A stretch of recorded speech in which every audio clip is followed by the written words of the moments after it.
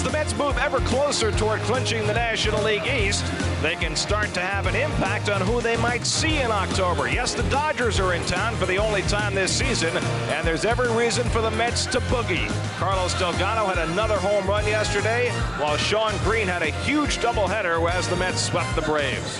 At Shea Stadium, the Mets and Dodgers meet in the opener of a 4-game series, also available in high definition. And a check of the NL East shows that the Mets are cruising toward a clinching in the next week or so, a magic number of 8, while out west the Dodgers are in a dogfight just 1 game ahead of the Padres, who lead the National League wild card.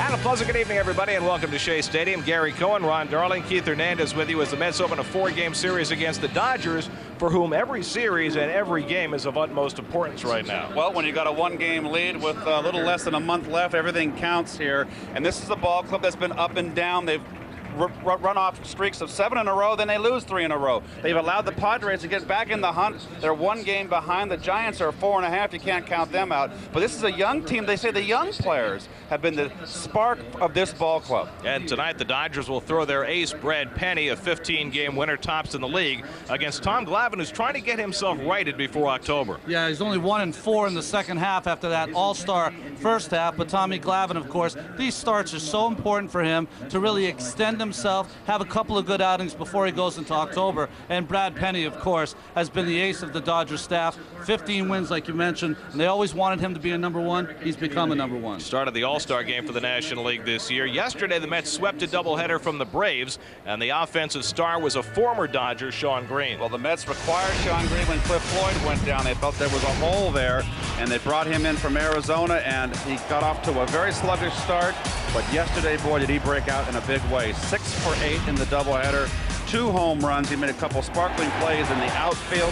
This is the second home run, the 2-run bomb here that capped his 6 for 8 doubleheader.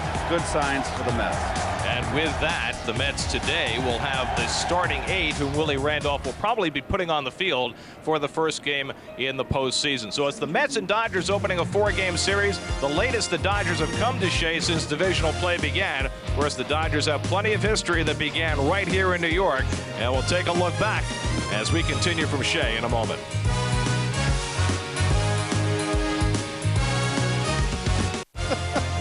It's a gorgeous evening in New York. Beautiful sunset near the Statue of Liberty as the Mets and Dodgers get set to open a 4-game series here at Shea. And the current Dodgers fighting for a division title. Of course, the Dodger tradition, and it is a significant one, began in New York in the shadow of the Brooklyn Bridge at Ebbets Field, where they've been playing baseball since, well, they started playing early in the 20th century. Guys like Duke Snider, Roy Campanella, and Jackie Robinson, who may have had as profound an impact on the game of baseball and on this country as any single figure who's ever donned a uniform. Of course, they have great rivals here in New York in the Yankees, and the Yankees beat them every year except for one, 1955, when the Dodgers won their only World Series in Brooklyn. Johnny Padres pitching them to that 7th game victory. But then Walter O'Malley sealed his position as the villain of all time in Brooklyn as he took the Dodgers out west, where guys like Drysdale and Koufax continued the tradition. Dodgers have won 5 World Series championships since moving to LA. Koufax pitched his 4 no-hitters, all as a Los Angeles Dodgers. Then in 1988, the Mets and Dodgers met up, and oh, don't throw it. Ouch. Who put that in there? That was the home run that changed everything. Mike Scioscia in Game 4, just as it looked like Doc and the Mets were about to take a 3-1 lead. Dodgers would go on to win that series, and then Kirk Gibson would become a folk hero in that World Series with his home run off Dennis Eckersley, coming off the bench and limping his way into glory. You know, you talk about the franchises in the National League that have the great tradition, and we've talked a lot about the Cardinals as this year has gone along, but the Dodgers, especially here in New York, have a very large place. Well, I know all the New York fans, hated to see the Dodgers and the Giants go, but I'm probably one of the lone guys here. I was in San Francisco. We had no big league baseball out there. So when the Giants came to San Francisco and the Dodgers came out west, well, I was one of the happiest kids. I was a mere, 6, 7 years old at that time, and it was just wonderful to have baseball on the West Coast. I will say, sorry, in our era of playing, when the Dodgers would come to town, it was a special night, as the place would be full, it'd be rocking, and see a lot of Brooklyn Dodger hats. And of course, if the Dodgers and Giants hadn't gone west, there would be no New York Mets. The Mets and the Dodgers meeting up at Shea. First pitch coming up.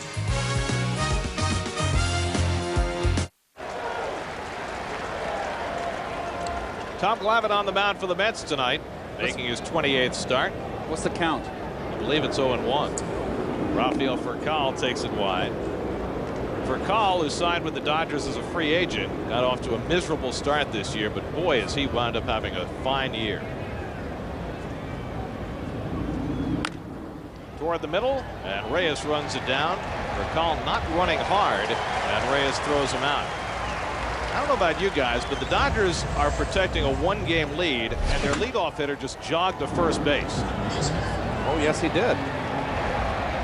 Now, what's that all about? You better be hurt. I'll tell you right now. You better be hurt, or something in your legs should be hurting to not sprint down that line. Well, Grady Little just gave him a pat, which makes you think that maybe he is hurt. But, boy, I'll tell you what, that's not the way you want to start a series against the best team in the league. Here's Julio Lugo, and he takes ball one. As the Rico Dodgers lineup, Nomar has been ice cold in the second half of the season, but he's hit lefties very well. You see the two youngsters, Ethier and Kemp, in two outfield spots tonight. It's 2-0 to Lugo. Those are the numbers for Lugo since he joined the Dodgers. He was hitting over 300 with Tampa Bay before he was traded right at the deadline.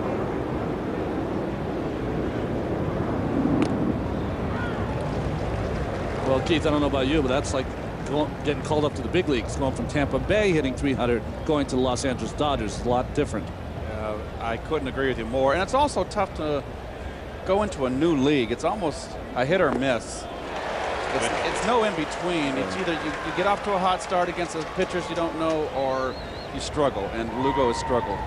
There's Nomar on deck. Well, how about the fact that Lugo was playing every day at shortstop for the Devil Rays, but now he's been used all over the place by the Dodgers? Does that have an impact?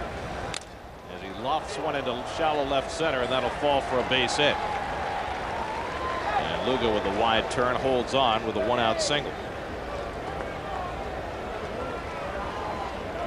Well, the Mets defense brought to you by Geico. Like Gary said at the top of the show here, it is the starting lineup now all the way through. You got Floyd in left and Green in right. I think this is the lineup has solidified here with the Mets. That's going to be the people they're going to go with predominantly. Well, here's Garciaparra. Nomar got off to an unbelievable start in a comeback season, but he's hitting just .203 since the All-Star break, and he takes ball one. Get back to Lugo for a second. Can bouncing around like that have an impact on a guy who's used to playing every day in one spot? I think it depends on the individual. You just don't know what's going on in Lugo's head. It certainly can be a distraction, particularly if you struggle in a certain position. As you're not familiar and you're getting bounced around, that could have an effect with your at bat. I think basically it depends on the individual. Yeah, you become more of like a utility starter, and what happens, I think that you can get kind of self-conscious if you make some mistakes in the field. And now Glavin falls behind Garciaparra 3-0. And one of the most difficult things for young players is to separate defense from offense. If you have a bad offensive day, don't let it affect your defense. And if you make a bad play in the field, don't let it affect your offense. Just turn the page. Here's a strike, 3-1. Garciaparra playing first base this year and doing well with that as J.D. Drew waits on deck.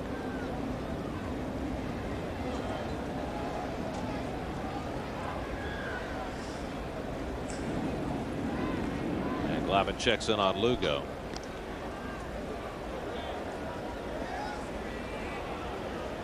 Garciaparra, six-time All-Star, but this year was a special one. Bouncing back from all the injuries and moving from Boston to Chicago to L.A. 3-2. Well, he's certainly had his share of injuries, and this is Tom Glavin's game here. 3-1 changeup. Gets completely fools Garciaparra. Glavin making his second start since missing 3 weeks because of that blood clot scare. Lugo not running, and Garciaparra lines one to center for a base hit.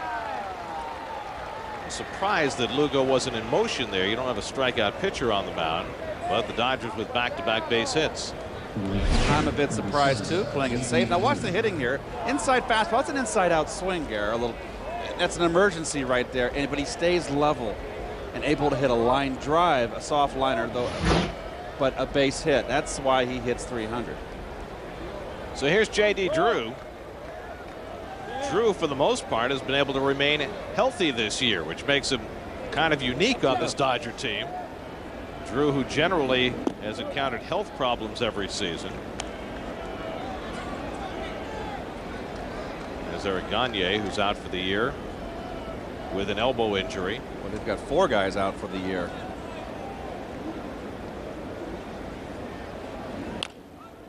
One and one to Drew. So here for Tom Glavin, he's making his second start since returning. The first one in Houston got off to a tremendous start, first 3 innings, but then he suffered in the 4th and 5th. Felt gratified that he came out of it healthy, but this is an important start for him.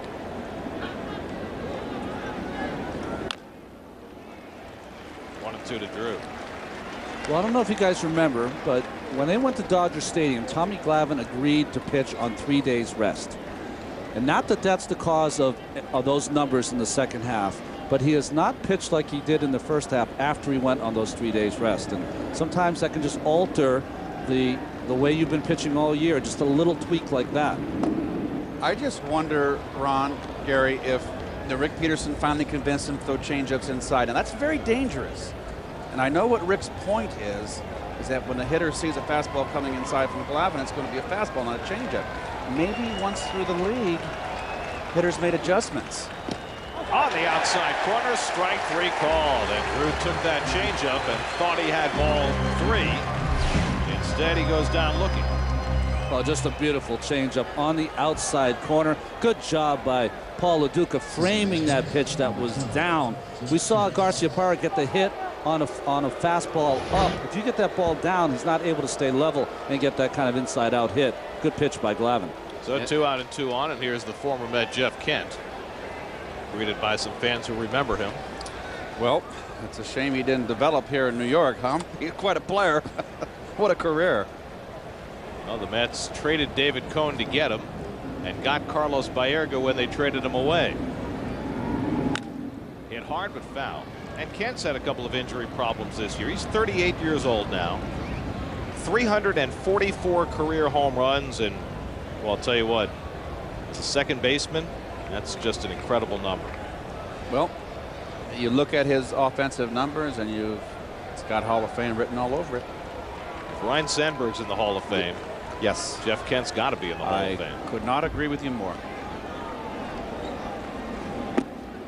1 and 1 to Kent.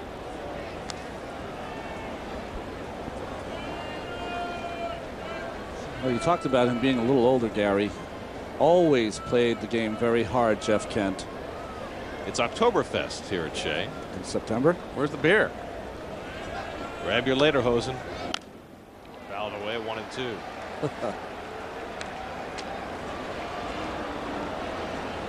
Now it's in the radio booth talking with Tommy McCarthy. As you take a look at Tommy, talking with Tom McCarthy and how he rose about Jeff Kent being a Hall of Famer. And those numbers are just, they're remarkable. Can't keep him out. There's the guys. Oh, Howie. Hi, Howie. Nice to see you. Ham.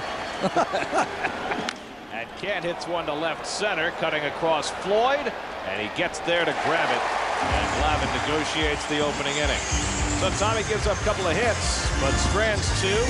Beautiful night in New York, and the Mets will come up against Brad Penny.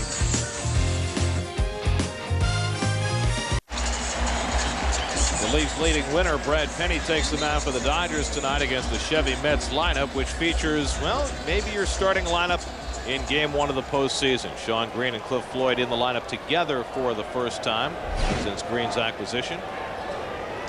Well, Brad Penny, with those 15 wins, he's become the ace of that Dodgers staff.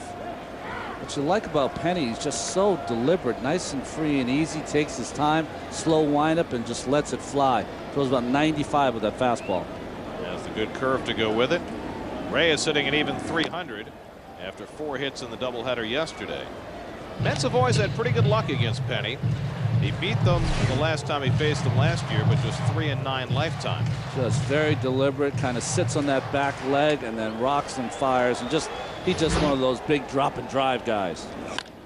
And the fastball blooped and it falls in front of Matt Kemp in center, and Reyes has a leadoff hit. A 2-strike hit, and the Mets have the first man on. In the Dodger defense, you see Garcia, Parra, Kent, Furcal, and Drew out there. But all the other cast and characters, Kemp, Hall, Lugo, just been here 30 games, Ethier. They've been the guys that have kind of sparked this team.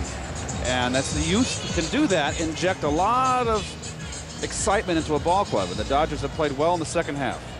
Well, here's Paul Lo Duca, who was traded for Brad Penny 2 years ago. Lo Duca going from the Dodgers to the Marlins, and Penny going in the other direction. Very interesting. 2 years ago, the Dodgers won the National League West.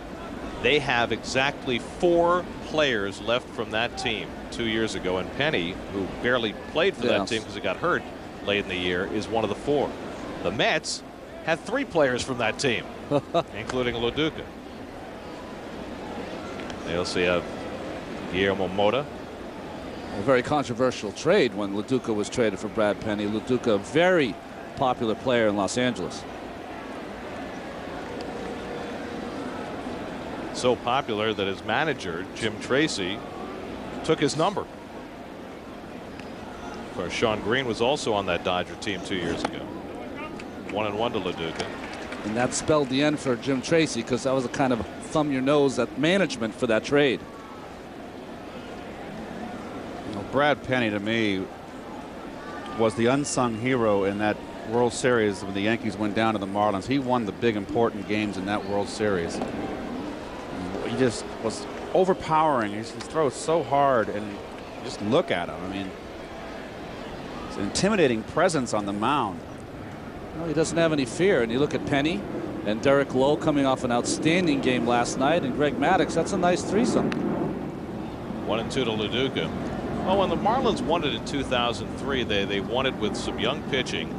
Guys who came to the big leagues at very young ages, like Josh Beckett, like Brad Penny. I mean, this is Penny's 7th year in the big leagues. He's 28 years old. And that 250 may be underestimating things. Well, he is a big guy. Don't want to charge the mound. Big country boy from Oklahoma. And he misses inside to Lo Duca, 2-2. Ronnie, looks like he looks at third base when he breaks from his stretch and in his wind. It doesn't pick up his home plate target till late. Did you notice that? Yeah, you remember like Tom Seaver used to look at the ground before he went to the plate. Reyes runs, and Lo Duca fouls it off. The stretch he looks home more, but from the windup he really looks towards third base. That disconcerts you as a hitter? No, because all you're focused on is the point of release. The ball out of the hand. That's where your focus has got to be. If it's not, you're in the bread lines. Real quick.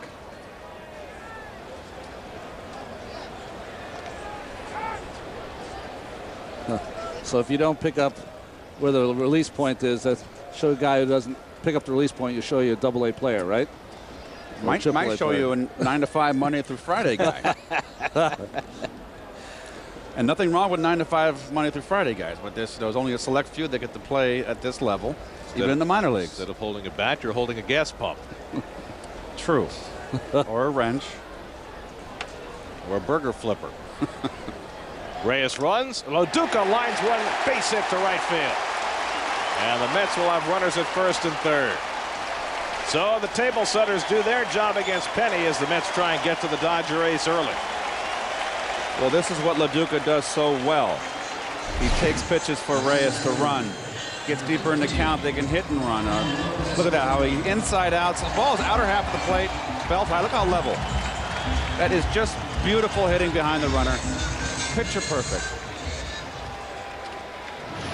So the Mets, who have scored 120 first inning runs this year, have a chance to get on the board early with their leading RBI man, and Beltran takes ball one. Carlos returned to the lineup in the second game yesterday after missing 3 games with a bruised knee. 39 home runs, 112 RBIs, and the Dodgers looking for 2 on the infield. There's a strike, 1-1.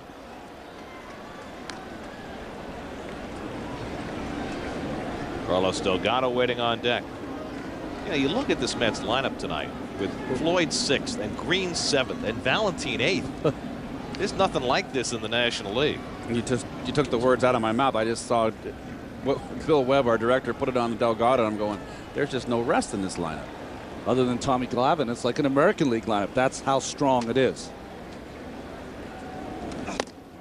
Big cut by Beltran, 1-2.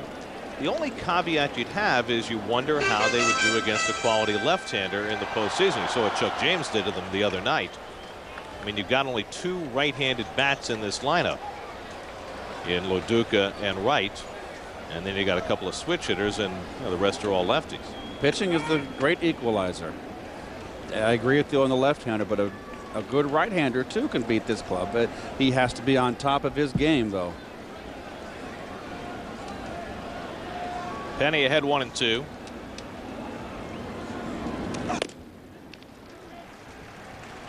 You know, Gary, talking about that lineup, I think it's also important that with Floyd and Green back-to-back late in games, when a manager brings in a left-hander, one of those guys is going to have to come through. 2-2 to Beltran. That last fastball at 97. That's where Penny's topped out so far. And the fastball pulled into right field, a base hit. Reyes trots in to score. Loduca to second. 3 straight hits. Now Loduca takes off for third. The relay, and he's out at third base. Tried to take the extra base as J.D. Drew made the throw into the cutoff man, but Furcal got him on the relay. But Beltran's single, his 113th RBI, gives the Mets the lead. Down and in fastball came out over the middle. Nice hitting by Beltran. Now Loduca couldn't break because the ball's in front of him. Drew kind of la-di-da'd it, and Loduca tried to take advantage. But Kent was very alert, and I think he was probably tipped off by Furcal. Or was it Furcal was tipped off by Kent? Furcal made the throw. So it was, the middle infielders did not fall asleep on that play. So a run in. Beltran at first with 1 out, and Delgado swings over the changeup. Delgado hit his 36th yesterday in the first game of the doubleheader. Got to 100 RBIs for the 8th time. Reyes fresh off his 112th run scored. Don't you love that? Is that a great shot? And what's the lesson there? I wish I was a lip reader. But there's a lot of instruction going on there and a lot of listening. It's good stuff. Well, he's been an A student so far this year, hasn't he? Yes, he has. Professor Randolph. Actually knew one yesterday when Reyes did his little thing on the message board. Pelota. That would be ball. Ball. Now I know that from going to the highlight down in Florida. The cesta and the pelota. That's right. At 150 miles an hour.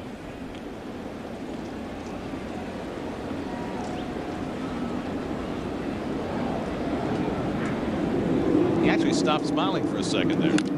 Delgado goes the other way, slicing, and Ethier won't get to it. It's a foul ball.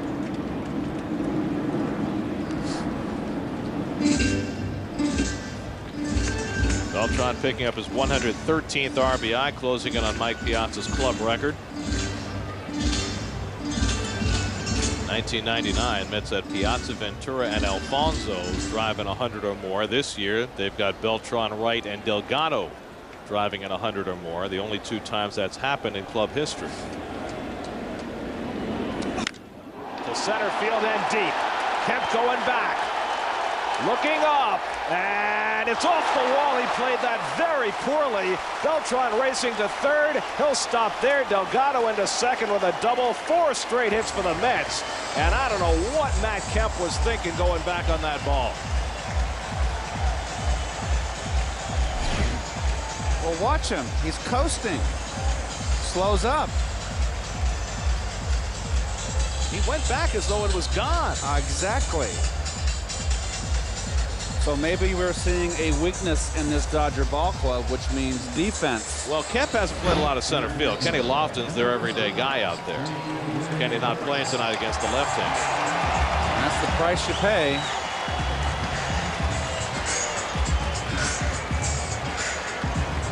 So the Mets with a chance, even with Loduca getting thrown out at third base a moment ago, putting the hammer down on Penny here in the first inning. A run is in, and right up with 2 in scoring position. David with 106 RBIs, infield back, and that one looked like it might have crossed up Toby Hall. So an uneven start for the Dodgers tonight.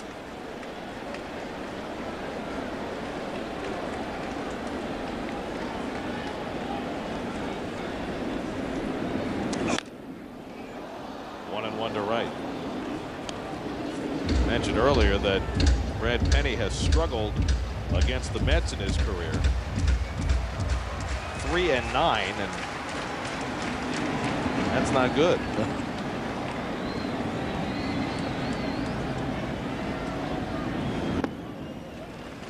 Two and one to right. He needs a strikeout right here. And now we're back to the old balance in the lineup. You know, we lost Nady in the trade for Roberto Hernandez when Duaner Sanchez went down. You just kind of lost that left, right in the lineup. So the Mets are still a little bit overloaded left-handed. But certainly 1 through 6 is back and forth. And you got Valentine hitting 8th. That's pretty good with the year he's had. So that 376 with runners in scoring position, that's 5th in the National League. Lines into center. Kemp slicing away from him, but he makes the diving catch. Beltran tags and scores. Delgado holds at second. Sacrifice fly for David Wright. 2-0 New York. And Kemp makes up for his poor play with a nice play. Well, it's called a redeemer. But not a full redeemer because the run scored. It should have been the inning over, 1-0. But nice play by Kemp here. A lot of 2-strike hits, a lot of inside-out hits off of Penny in the first inning.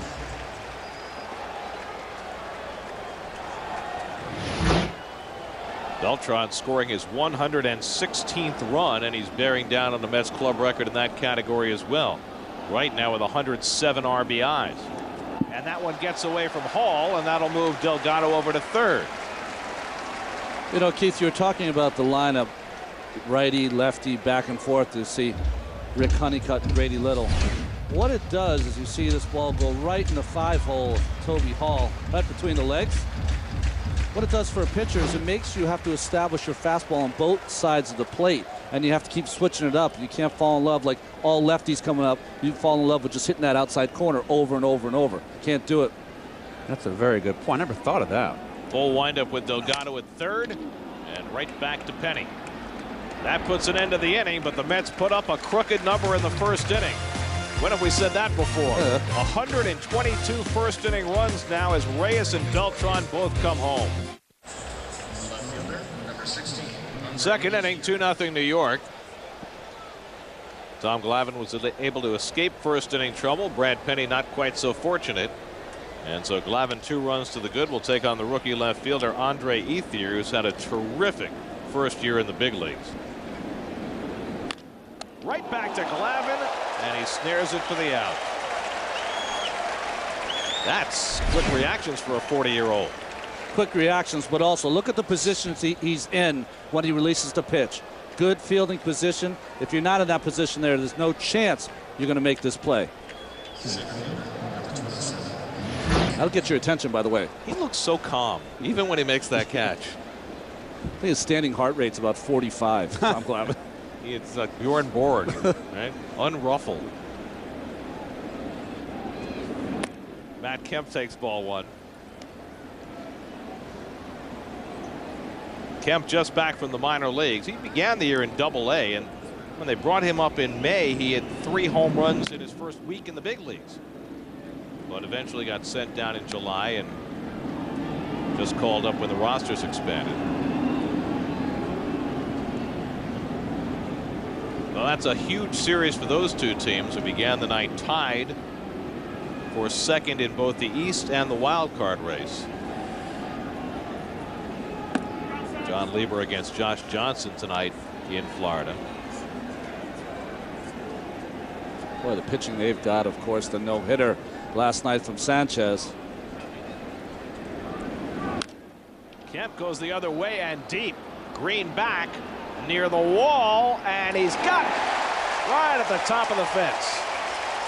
Just enough room for Sean Green. 2 men down. Well, high fly ball, checks the wall. Yep, nice play. Wasn't a home run.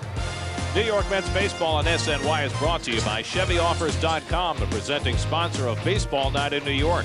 By Geico, 15 minutes could save you 15% on car insurance. Visit geico.com or call 1-800-947-AUTO.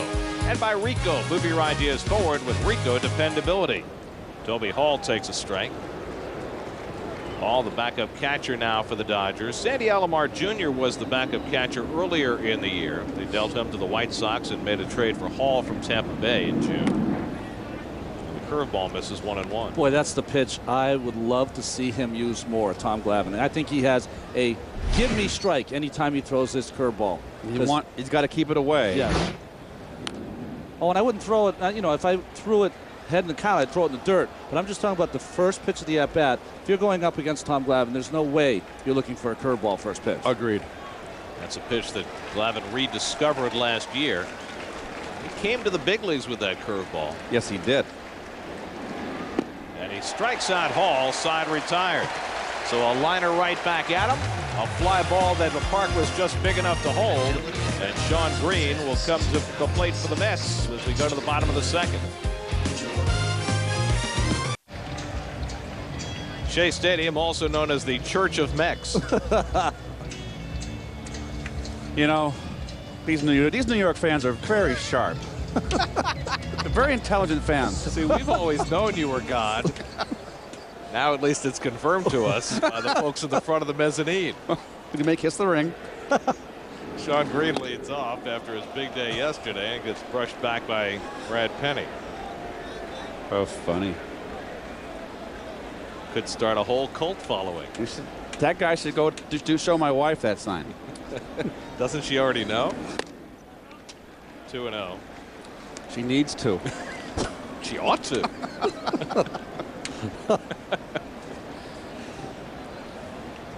Green was talking yesterday about his toe tap being the key to his big day yesterday.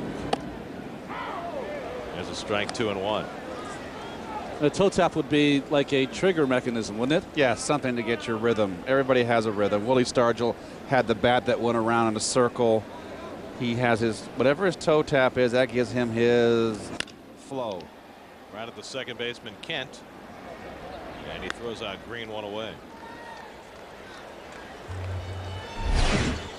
Well, there it is. Whatever works. Wide open stance. See, he's bringing his foot back in, no matter how wide he is. Look where he's striding. That's the most important thing. He started right way over there, but he goes into the pitch. Green said it was a lot of time in the cage, and with Carlos Delgado, who knows his swing best from their days together in Toronto, who identified that toe tap was missing. Valentin takes a strike. Ronnie, we can see now in the windup, Penny, how late he picks up the target at home, how long he looks at third base. Right to the camera. Posing for the camera. Yeah, that's it's different for a lot of different pitchers. You try to teach most young pitchers to keep their eye on the target, but it's hard to do it for that long a period. I didn't always like to look down. I like to look down for just a short moment in time, just like that.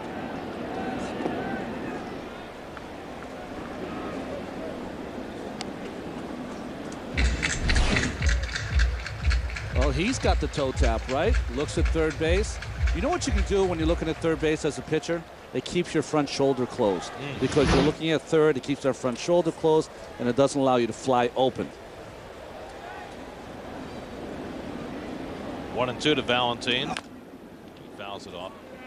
Wherever it is that you look, whether it's down or away, I guess it's important to do it the same way every time. You have to do it the same way every time, and you're just trying to really, when I looked down, I was trying to visualize the pitch I was going to throw. You know, the perfect pitch. You did that in the middle of your windup. In the middle of the windup. Well, I would do it before the windup. I'd picture it, and I'd try to get another picture right before I let it go. Because Traxel looks at his shoes before he goes into his windup doing that visualization.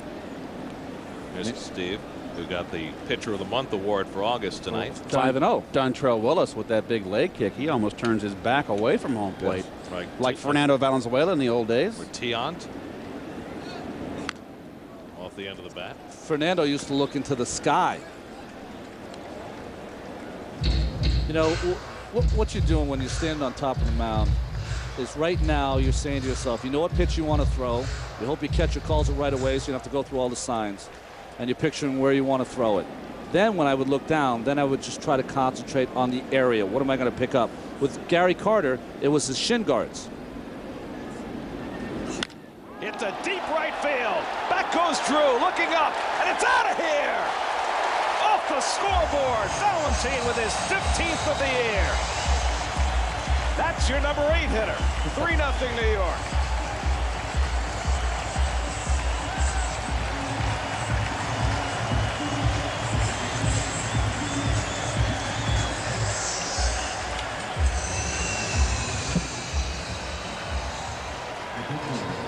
You talk about your potent lineup.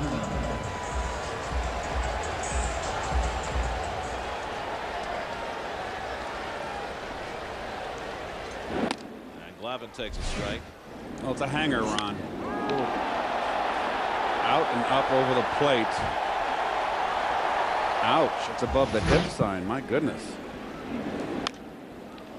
Well, at one point this year, Brad Penny went 10 straight starts without giving up a home run. Must not have thrown any of those. Look at that's a level swing. Now see, kids out there, you don't have to swing up to hit home runs. I know I've said it before. You got under that ball and it gets the backspin and it travels a lot further. That's the kind of hanging curveball. As soon as you throw it, one, you want it back, but you can't. And secondly, you just reach your glove out because you know you're going to get a new ball from the umpire. I mean, that's how those always go a long way.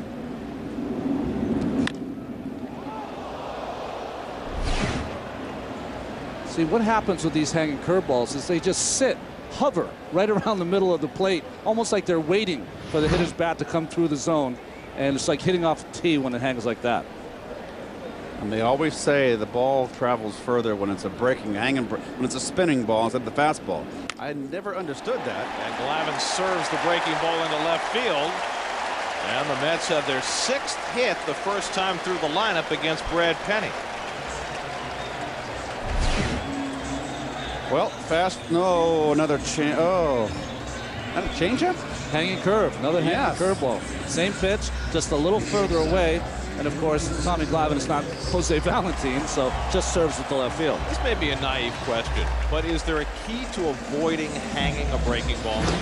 Well, the key to, you know, I mean, you're going to throw hanging curveballs, but I think what he should be thinking there anyways, ahead in the count, is we want something down. The better it is in that situation is to bounce. Reyes goes the other way and deep, but Ethier retreats, and that's the 2nd out. Glavin back to first. Well, notice one thing right now, Ron, is that he's thrown several curveballs in the dirt too, Gare. So he's trying to find the range. So you always look at pitchers early in the game and saying, you remember me saying, he's not getting his breaking ball over, guys. He's getting to make him get it up. They try to raise their sights, and most of the time they'll raise them too high and start hanging. And if they can get through it and find the range, then you've let a good pitcher off the hook and you're in a world of trouble. So it's mostly about location rather than break. Location is always more important than how big it breaks. The more bigger it breaks anyways, the better the hitter will see it. So LaDuca takes ball 1. And then it begs the question, why would a guy who throws 97 miles an hour throw a curveball to the pitcher? Well, when you're struggling with your curveball, sometimes you can experiment with the pitcher because you're not going to get hurt, or you think you're not going to get hurt. That's a good point. No respect. And the curveball for a strike, 1-1. LaDuca went the other way for a base hit, and he's not happy about that last call by Bill Miller. That's Bill Miller, the umpire, as opposed to Bill Miller, the injured Dodger third baseman. This is one of those curveballs that umpires love to call, that the hitters hate it because it's not a strike. But they love to call it. It kind of sits on the inside part of the plate, and you can see it real well because it's coming right at their mask. And it sits there, and they love to call it. It looks high, too, doesn't it? Yeah, it's high. And I'll tell you throw a nasty one on the outside corner, a perfect breaker, they won't call that. But they love to call that one that hovers in the inside part. Beltran on deck has already driven a run tonight. And LaDuca takes inside, 2-2. Well, we talked about Brad Penny's lack of success against the Mets, and boy, this is no different tonight. This is a guy who has had a terrific year. And he gets LaDuca with a changeup, and that retires the side. First strikeout for Penny, but the Mets tack on a run as the number 8 hitter, Jose Valentin, adds his 15th home run of the year. And the Mets out to a 3-0 lead as we go to the third at Shea.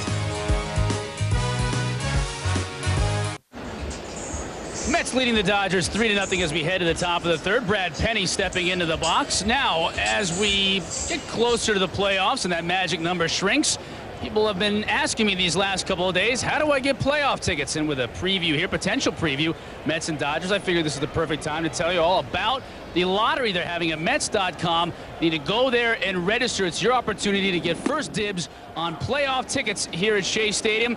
And the time expires Tuesday at midnight. So make sure you get in Mets.com before midnight on Tuesday and get ready for the postseason.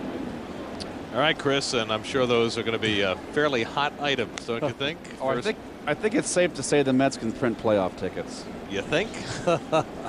One thing about it, they can only reduce their magic number by 1 tonight, as Penny hits one past the mound, but Reyes right there. And there's one away. It's because the Phillies and Marlins are tied for second place, and they're playing each other tonight. So the Mets with a win can get it down to 7. It also means they can't clinch on this homestand. As you see, the Phillies have taken a 1-run lead in Florida, and it means in all probability they're going to clinch on the road. And I was talking with Willie Randolph today about clinching and about what that's going to be like. And you know, from Willie's standpoint, he's been in the postseason his whole life, and it's not that big a deal. But he said it's going to be very interesting to watch how the players react spontaneously, because you got a lot of guys on this team who've never been there before. It's a moon over New York. Well, Met fans would love to see the team clinch at home. A lot of managers would prefer not to clinch at home. The reason being is the locker room just takes a beating. So for 3 or 4 days, all you smell like is champagne. But when you're a team like the Mets, who clearly has larger aspirations than just winning a division title, does that change the way a team celebrates? As for Kyle, lines it into Delgado's glove, 2 away. Well, I think it's, I don't know if you agree, Keith, it depends on the individual. I think Tom Glavin is going to act like Tom Glavin always acts. Very calm, very happy that they're in the postseason, but he's going to make sure he's ready for the postseason. And I might also add, the Braves traditionally, when they won their division titles, did very little to celebrate because they figured they had much larger goals. I think the veterans will be more measured. When you're young and it's the first time, it's a very exciting moment. But what if you're older and it's the first time, like Carlos Delgado? It would be very exciting. And it would be very much, it's just, when the wait is long. It took me 8 years to get in the playoffs. So that was a long wait.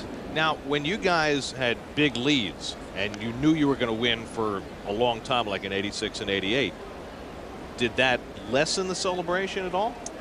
It didn't temper it in '86 because '86 was a culmination of playing 3 difficult years. '84 was the year we started. '85 we added on and just came up a little short. So '86 was a celebration of '84, '85, and '86. Right, I agree. '88 was a little more subdued.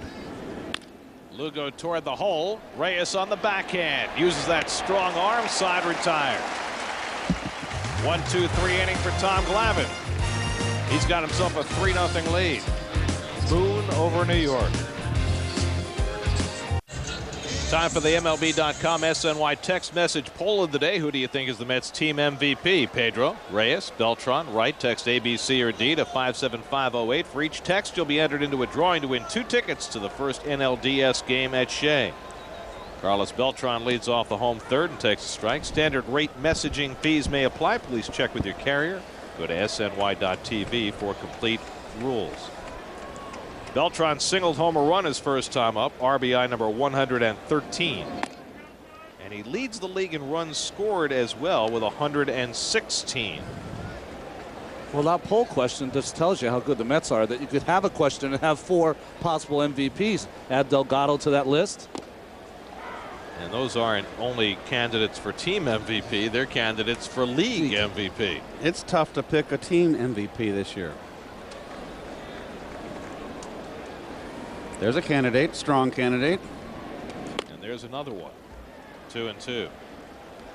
And you wonder, I mean, thinking back to some other years where the Mets might have had an MVP and they've never had one, could those guys all split the vote and give it to somebody else? Well, remember that year was '88 with Darrell and McReynolds.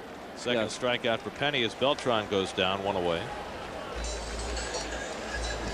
Well, you know that this September the WB11 is changing into the new CW11, but here's something you might not know. Starting September 18th, Jim Belushi is bringing his Laugh Out Loud family comedy According to Jim to the new CW11. So look for According to Jim weekdays this fall on the CW11. If we do that promo again, I'll read it for you next time. Wait a second. You read it yesterday. Yes. Ronnie should get a turn. Ronnie, that's right. I don't know if I can repeat you, Keith. That was brilliant yesterday. Riveting. Emmy. King promo reader. Delgado hit one 410 feet for a double his first time up. Ball completely misplayed by Matt Kemp in center field. And he fouls it away, 1-1. Yes, we know. We know.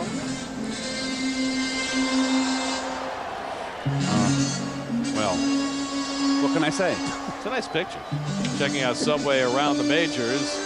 Anibal Sanchez in his 13th major league start pitches the first major league no-hitter in 2.5 years. Sean Green's big day and big night for Jim Thome last night. 1-2 to Delgado. Penny's not had much success with the curveball, but the changeup has been fine. This changeup just dropping off the table. Now, as a pitcher, Ronnie, you throw 3 pitches, and you did. Yeah. You can't get your curveball over, and all of a sudden you found your changeup. Would you can your curve? Change lanes, brother, as quickly as you can.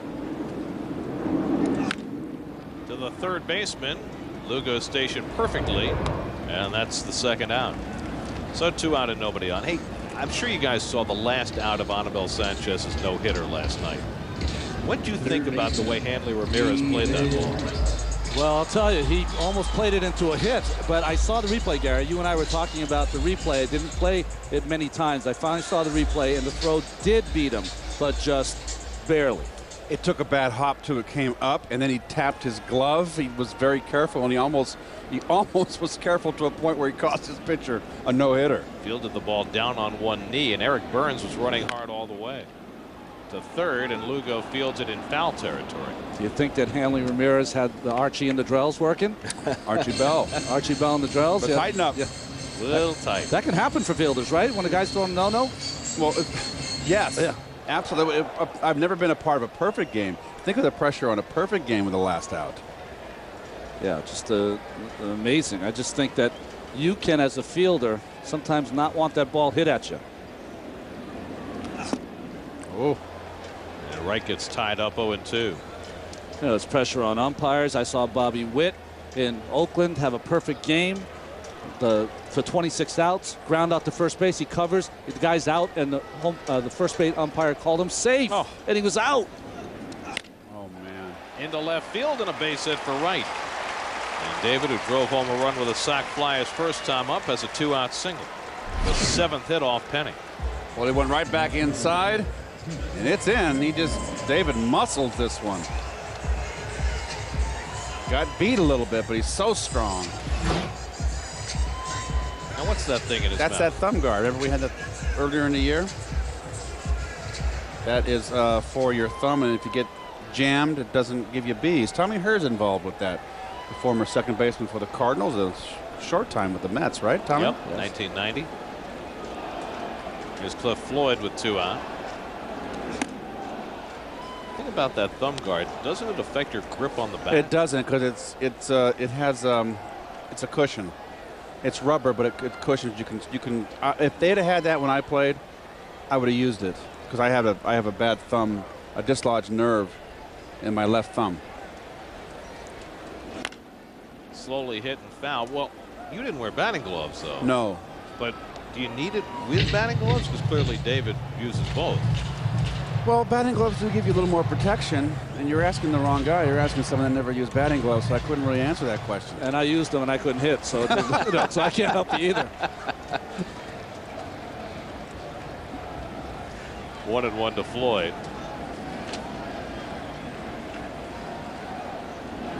Speaking of guys who don't wear batting gloves, Brad Penny started the All-Star game for the National League, gave up 1 hit, a home run to Vladimir Guerrero. He does it the old-fashioned way. I used to wear gloves early in spring training because you get blisters in your hands. Hitters today, they keep hitting in the offseason. I never swung a bat in the offseason. Maybe I should have. But Wright thought about running and then stopped, and Floyd fouled it off. you lose your calluses on your hands, and you get back into spring training and watch Wright here. He had ideas. And you get blisters, and then it affects your hitting. So I used to wear gloves just until my hands got a little harder. Calloused. Cliff at a comebacker his first time up. And Penny gets him.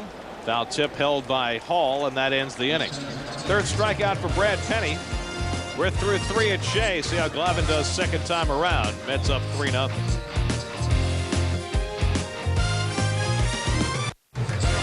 New York Mets baseball on SNY is brought to you by Honda. See your Honda dealer and discover the great values now being offered. And by Subway, introducing the play of the day at Subway, a regular 6-inch sandwich for only $2.99. Try all 7. Subway, eat fresh. Omar Garcia-Parra takes a strike. Well, this is a key for Glavin. Remember his start in Houston, he had 3 terrific innings and then had a very troublesome 4th and 5th. 1-1 to Garcia-Parra, and it's not just that one start, because you look at Glavin's numbers over the course of the season, and his first 3 innings have been far more effective than what has followed. I think that's why I was talking about I like that curveball. As you see the batting average, big discrepancy after the first time through. That's why I like that curveball. I like him mixing in other pitches in the middle. Good changeup, and it's 2-2. Ah, there's Mia. Nomar's bride, Mia Hamm. You know, Nomar was a pretty good soccer player in his own right growing up. In fact, when he went to Georgia Tech, he wanted to be a kicker on the football team. He could kick at 55 yards. But they had problems with a scholarship, and so he was only on the team for a short period of time and never got to play in a game there. So they had a little bit in common before they got together. Well, he could be as good a soccer player as he wants. He's not as good as she was. On the ground to David Wright. Takes that extra beat and throws on Nomar. 1 away. It's 9 in a row retired by Glavin as we check out the Jeep upcoming schedule. 3 more with the Dodgers. The right Night game fielder, tomorrow. J.D. Day game Drew. Saturday and Sunday. And then down to Florida with the clock ticking on the clincher. 3 in Florida, 3 in Pittsburgh. Where will it come? And playing a Marlin team very much in the hunt. The wild card hunt. With some good young starting pitching. Here's J.D. Drew. The Dodgers faced lefties the last 2 days in Milwaukee, Doug Davis and Chris Capuano, and Drew was out of the lineup against both of them, but back in the lineup today against Glavin. Well, I think Grady Little, they were, as you saw that curveball from Glavin, they have been struggling offensively as of late, so I think Grady Little trying to shake it up a little bit. The Dodgers have hit lefties very well all season. In fact, .293 against lefties. In fact, the Dodgers have the highest team batting average in the National League, but they're last in home runs. When you see the average against lefties, best in the league. Here he gets tied up, and he went around. Wow. Ryan Gorman with a call. And Drew down for the second time. Well, second strikeout for Glavin. Did he go? Second baseman, Jeff Kent. Yes, he did. I'd have to bring him up. Although I would have been very hot. It would have been Frank Pulley down there. You were rung up. Frank Pulley, of course, an old National League umpire. One of the great umpires. That's 10 in a row for Glavin, his third strikeout of the night, and with that he now has 2,461, ties Jim Cott for 32nd on the all-time list. And another lefty is only 3 away. With 3 more strikeouts, he can tie Mark Langston for 31st. I wouldn't have thought Mark Langston would have been that high on the list. Oh boy, he had nasty stuff. With all those injuries that he had, to have that many career strikeouts. I didn't think he pitched that long, though. When he was with Montreal, the players on the Mets had his pitches. He used to tip his pitches. Rusty gave them to us. And he only struck out 17 that night. Well, you remember.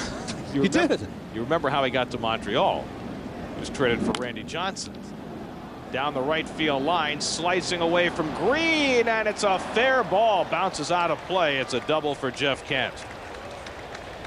Kent parking it right along that right field line. Well, you can't call this a Texas leaguer. It's hit too deep. It's just well placed. And Green playing over in the gap, couldn't get to it. The McEnroe camera would have had that in play. Fair. Cyclops. Here's Andre Ethier. So Glavin had retired 10 in a row before that Kent double. Ethier lined one right back at Glavin, who snatched it with aplomb.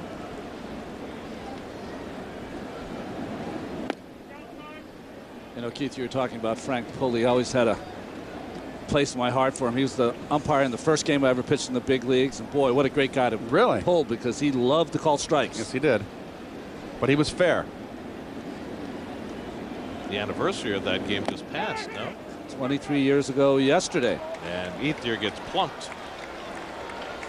And that'll put 2 men on for Matt Kemp. Well, trying to run a fastball inside, and 2 things. One, it just catches his jersey, part of his elbow maybe. And the second, guys have no fear. They just do not get out of the way. When's the last time you saw someone, Keith, really helmet go one way, bat go another way? I know. Well, we don't see guys getting decked anymore, neither. So they don't have fear of that.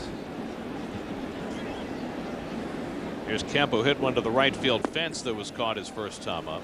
And Glavin certainly did not want to lose Ethier, a left-hand hitter. I feel a little more comfortable when a guy gets hit on the elbow not wearing the armor, though. Doesn't it almost feel when a guy gets hit on the armor that it shouldn't count? Yeah, he's got to stay in there. Well, what I don't like about it is a lot of guys get 0-2 and they pull a Ron Hunt.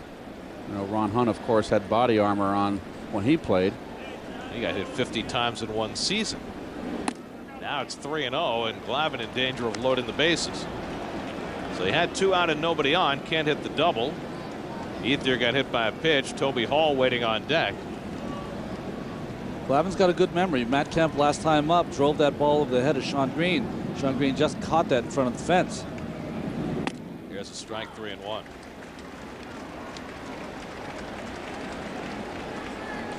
Glavin got beat up a little bit by the Dodgers when he faced them earlier this year.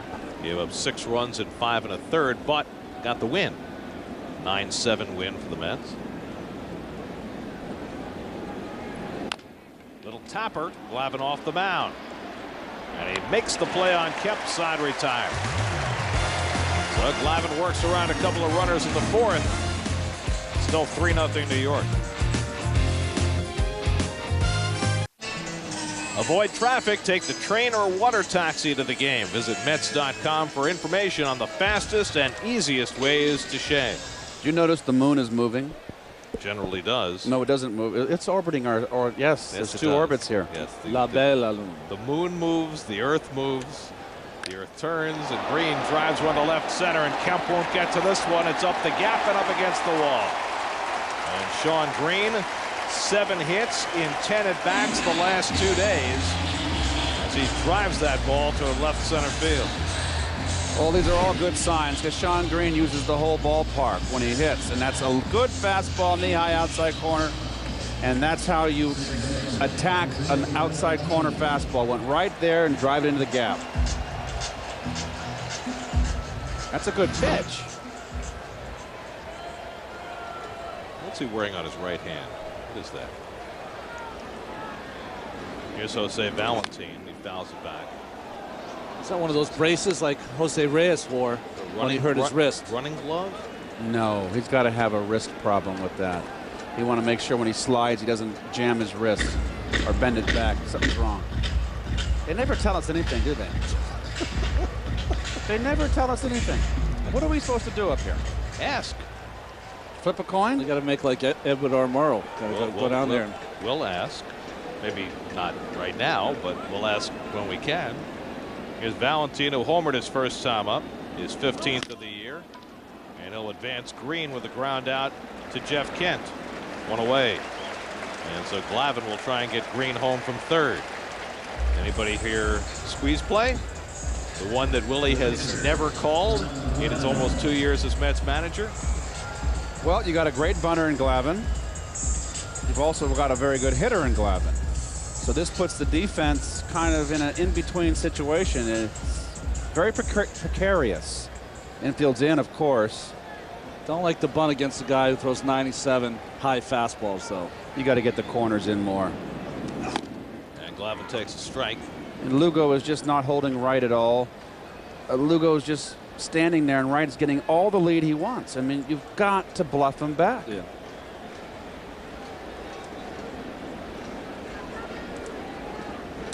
Sorry, it's Green at third. I woke up. Throw to third. Lugo got over. Almost. 1-1.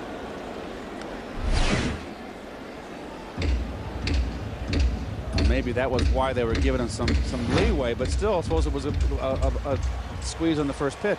Do you think he was playing off the bag to bluff? I don't know. I don't think so. A little closer this time. Good changeup by Penny, 1-2. In a squeeze situation, in our era of playing, Ray Knight was the third baseman. He would always come into me. He says, Ronnie, there's a chance of a squeeze here. Just give me a courtesy move. So I'd give a courtesy move to third base, like we're just playing catch, and that would put in the runner's mind, yes, hey, you never know, they might come over here.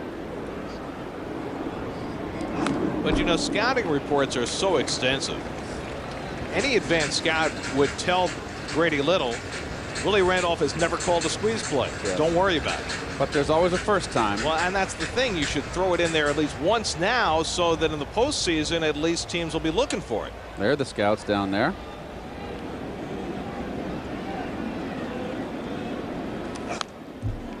I mean, if you're ever going to do it, you got a lead in the game, you got a huge lead in the standings. At least make teams wary of it. Does that make a difference? It's like in football doing the end around play, so they have to practice against it. That's like Maddox saying hanging sliders on purpose so that in a big spot he can get a guy out.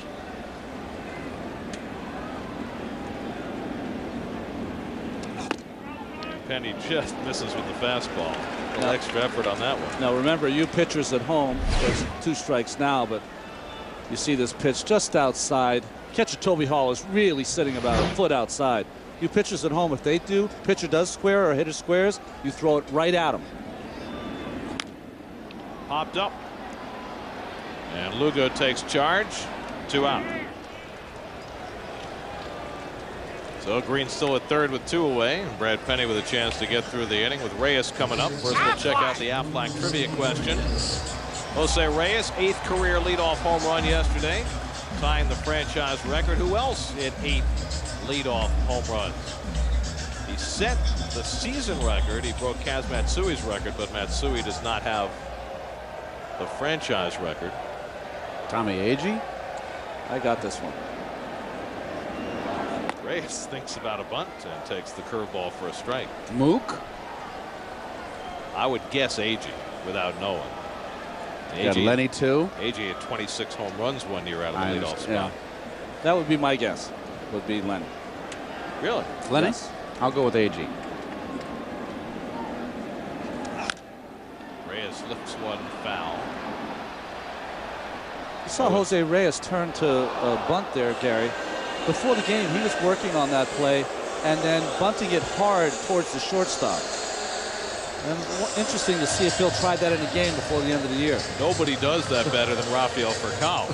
So it'll be interesting if Reyes pulled that on Furcal. Or Chuck James. Right. With Atlanta a couple days ago. But yeah, Rafael Furcal did it great. Miguel Delaunay for the Indians in the 80s was very good at that. Ralph Garr almost was running when he hit the ball, wasn't it, Keith? Yes. Ralph Garr led the league in hitting, what, 69 or was it 71? 70. 71.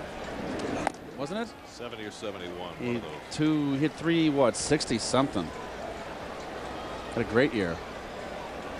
Had that chopping stroke, Ralph Garr. Always talking, Ralph. He's a talker. 1-2 to Reyes. Misses with the fastball. Kenny's been looking to put hitters away and overthrowing a little bit, it looks like. I think so. I think he's just, you know, he knows how big this run is. So when you know a run is big, you're just trying to make sure you make a perfect pitch and don't get beat with a base hit. Reyes to center field, and Kemp has it lined up. And so Penny able to work around the leadoff double by Sean Green, but he's expended a lot of energy doing so, and Glavin's got a 3-0 lead.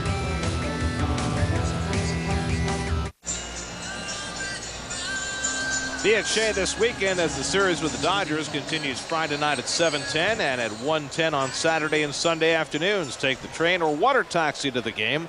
Visit Mets.com for information on mass transit service to Shea. Fifth inning, Tom Glavin working with a 3-0 lead. Toby Hall leads off, struck out his first trip. Toby Hall, who was drafted by the Devil Rays before there were Devil Rays.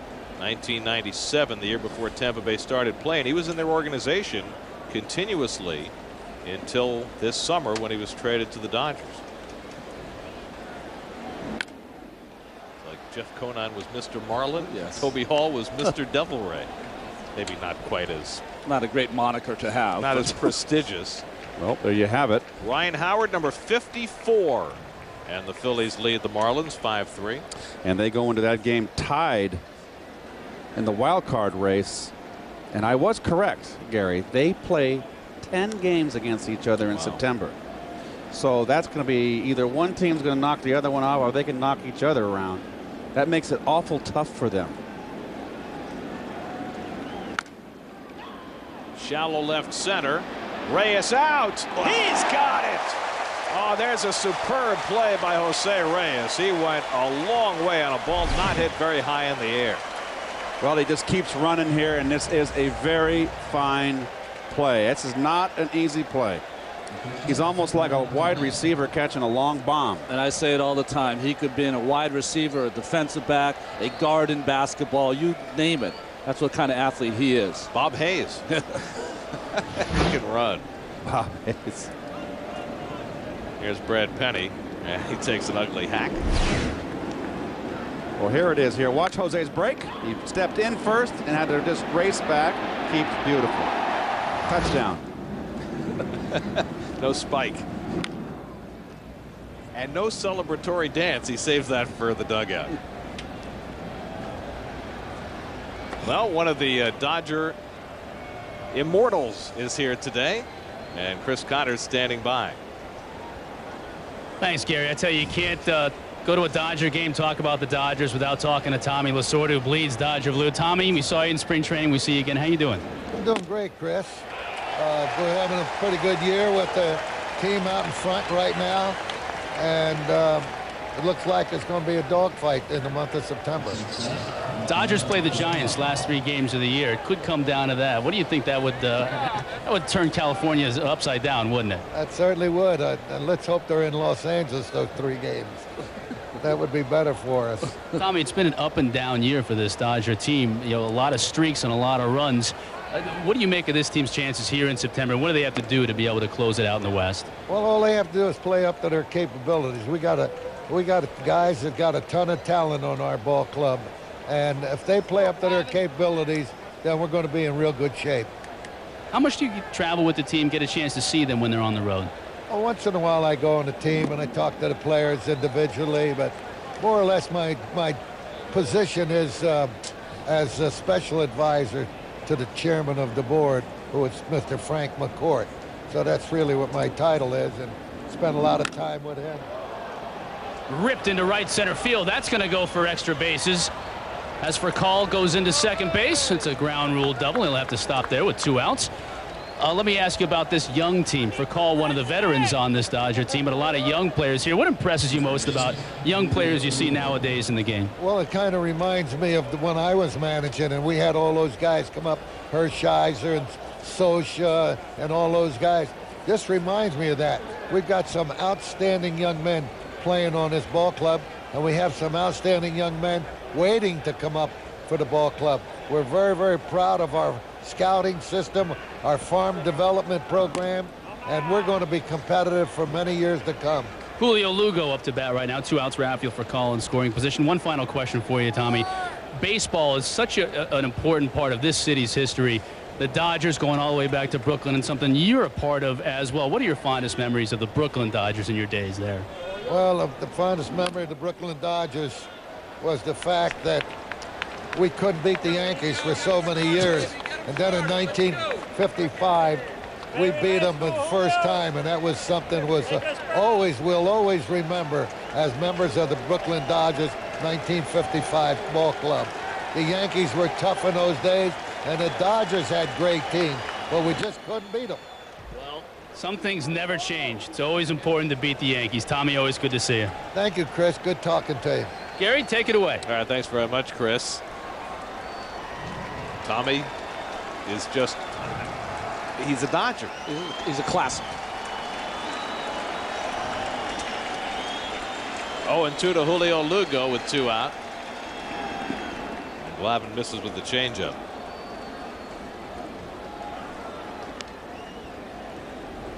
Here's the Brooklyn Dodgers shirt. And the new ballpark in 2009 is going to have a Ebbets Field look to it. I cannot wait. That rotunda, like they had at Ebbets Field, will be a feature of the new park. I'm not old enough to have ever been to Ebbets Field. You're kidding. Come on. The Dodgers moved to LA the year I was born. That wouldn't count for that. Are you old enough to have seen Seal Stadium? No. My dad played in Seal Stadium. Did he really? Yes. Lefty O'Doul? No, probably didn't go back Well, that he far. played actually he went to Mission High School and played the high school championship game in Seal Stadium. They played the city championships there. How about Kezar Stadium? I was at Kezar. The Cow Palace? Oh, I saw great wrestling matches there. 3-2 to Lugo. How do we get from New York to San Francisco? Who are the wrestlers in those? The Chief Jay Strongbow? Ray Stevens. Bruno Sammartino. There's Pat Patterson. There's the new ballpark. Wow. With that rotunda out front. This is beautiful. My monitor went out. You need a monitor. I can't do anything now. David Wright fires to first and gets Lugo, and that retires the side. Jose Reyes, touchdown New York. 3-0 Mets. Steve Berthiaume with your Chevrolet Baseball Night in New York update. The Phillies and Marlins top 3. Guess who? Ryan Howard. This one still hasn't landed yet. Solo shot, his 54th. Phillies up 5-3 in the 5th. Back to Shea. He might have a good year. 54 home runs. Now at least 135 runs batted in. And still have 20-some games to play. And we talked earlier, Gary, you and I, where I thought he was going to be finished third in the MVP Valentin, but he's having such a great September. And talking about Mets potentially splitting the vote, that could certainly help Howard's chances as well. Paul Lo Duca leads off the home 5th. Lo Duca 1 for 2 as we check out our Lincoln Mercury pitching line, and Tom Glavin has been splendid over the first 5, while the Mets got to Penny early for 2 in the first and 1 in the second on Jose Valentin's home run to take this 3-0 lead.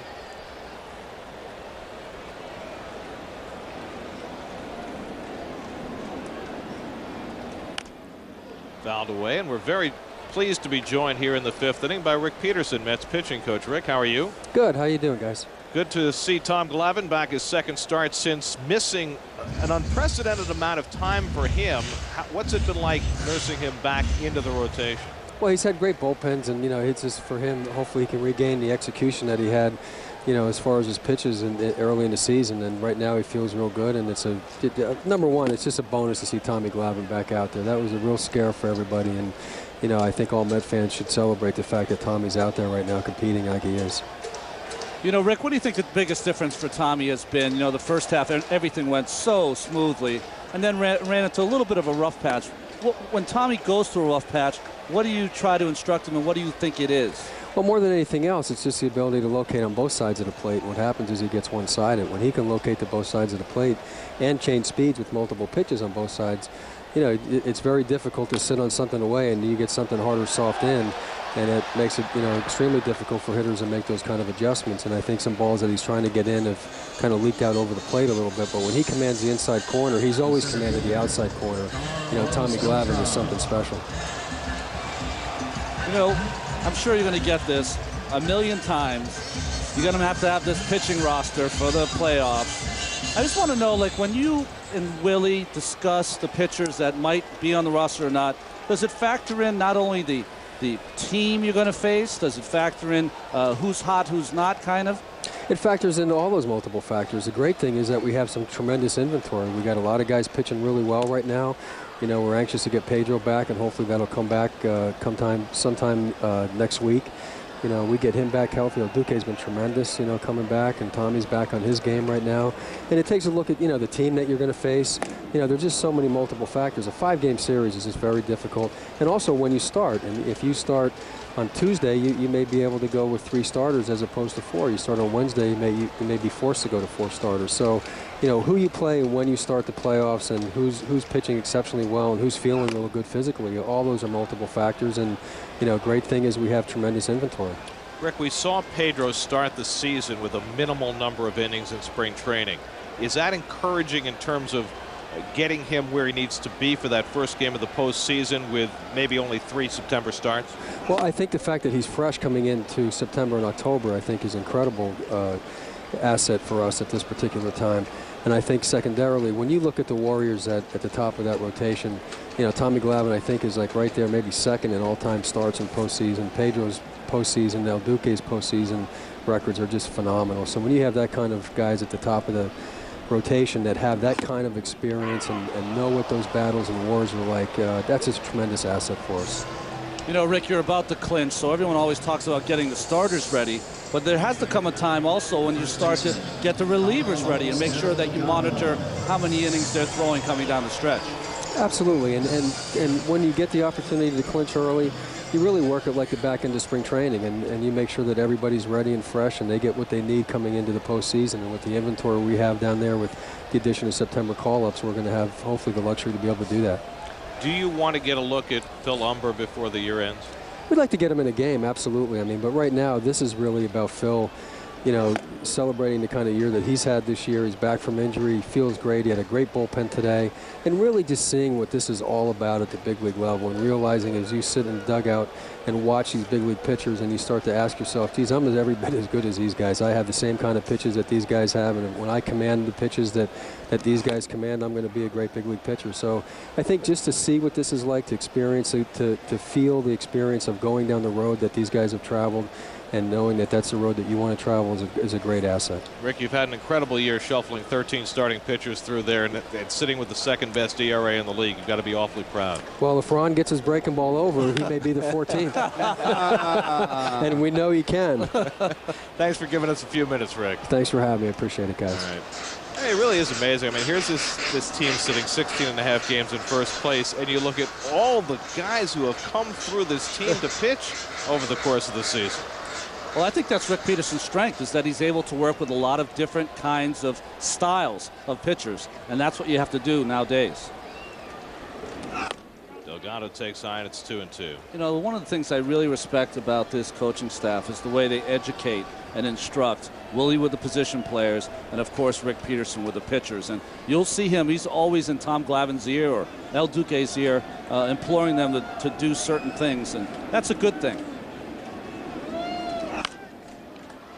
Delgado makes Penny work a little harder, and it's already been a hard-working night for Penny. Look at Jerry Manuel, who works with the outfielders.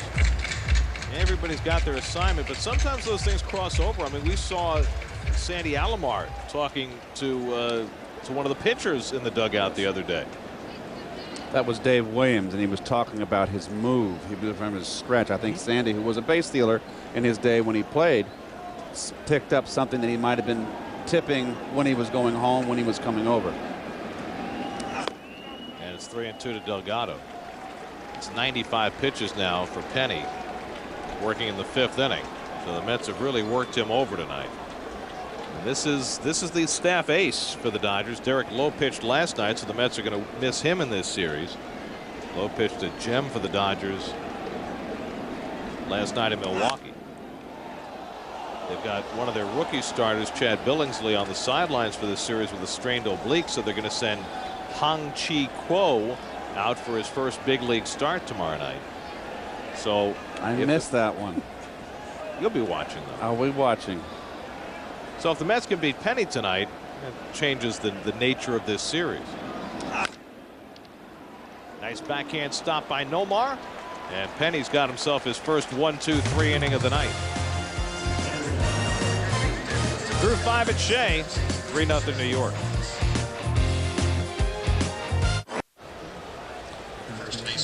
Well, fans, you've heard us explain that this September, the WB11 is changing into the new CW11. You know that, right, Keith? But here's something you might not know. Starting September 18th, Jim Belushi's bringing his Laugh Out Loud family comedy, According to Jim, to the new CW11. So look for According to Jim weekdays this fall on the CW11. You know what that means? That means I never have to read that promo again. Between you and Keith, you got it all covered. We're taking over the promos.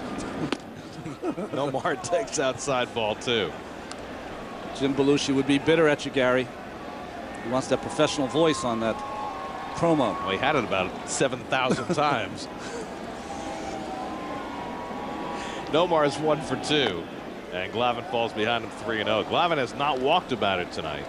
He has struck out 4, allowed just 4 hits against a Dodger team that leads the National League in team batting average. It's a strike 3-1. Nomar still's got the glove adjusting and the toe tapping that he's been doing since high school.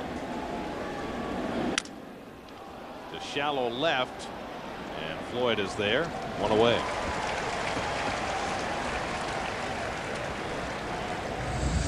So 1 out and nobody on. Don't forget to cast your ballot in the SNY MLB.com text poll of the game. Who do you think is the Mets team MVP? Pedro, Reyes, Beltran, right? Text A, B, C, or D to 57508. We'll have the results later in the game.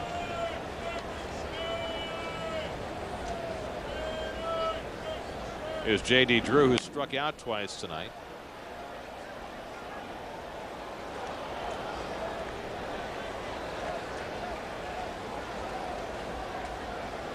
David Jonathan Drew.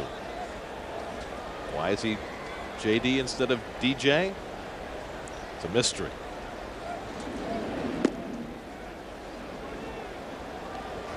What a baseball family, huh? Brother Tim, 1st round draft pick. Brother Steven, 1st round draft pick. Now playing shortstop for the Diamondbacks. To left center, long run for Floyd, and he tracks it down, 2 away. I think more importantly about J.D. Drew from a labor standpoint, he was one of the first ones that held out. He wasn't played up in that up in South Dakota when he got drafted #1, Scott Boras guy. He certainly did not win any friends in Philadelphia for that. No, he did not. And as a result, that is why players now are getting big cash bonuses today, like 7-figure bonuses, the big top picks, because of J.D. Drew. Chopper by Kent. Reyes has the play, And a very quick inning for Tom Glavin. Glavin rolling through 6 innings with a shutout going. 3-0.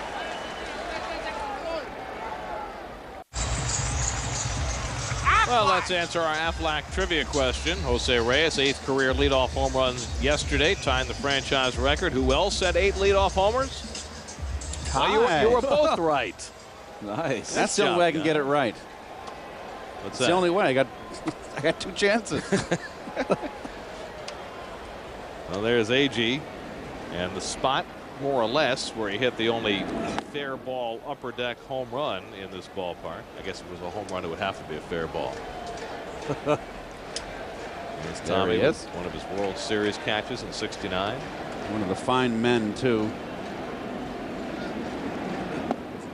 1-1 to David Wright.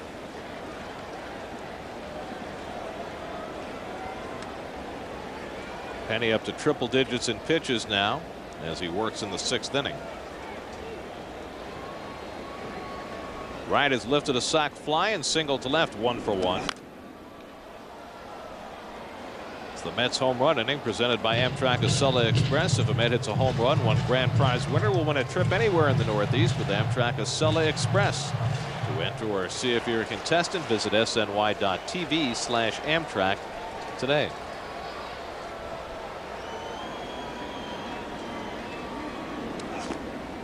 2-2 to David.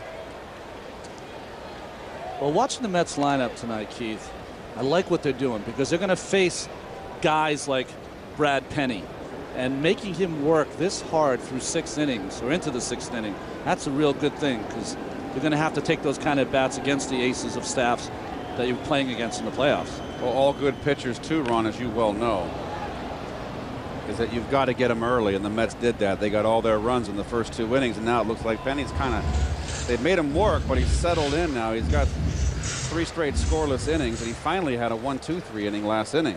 But you got to get the good ones early. 3-2 to Wright.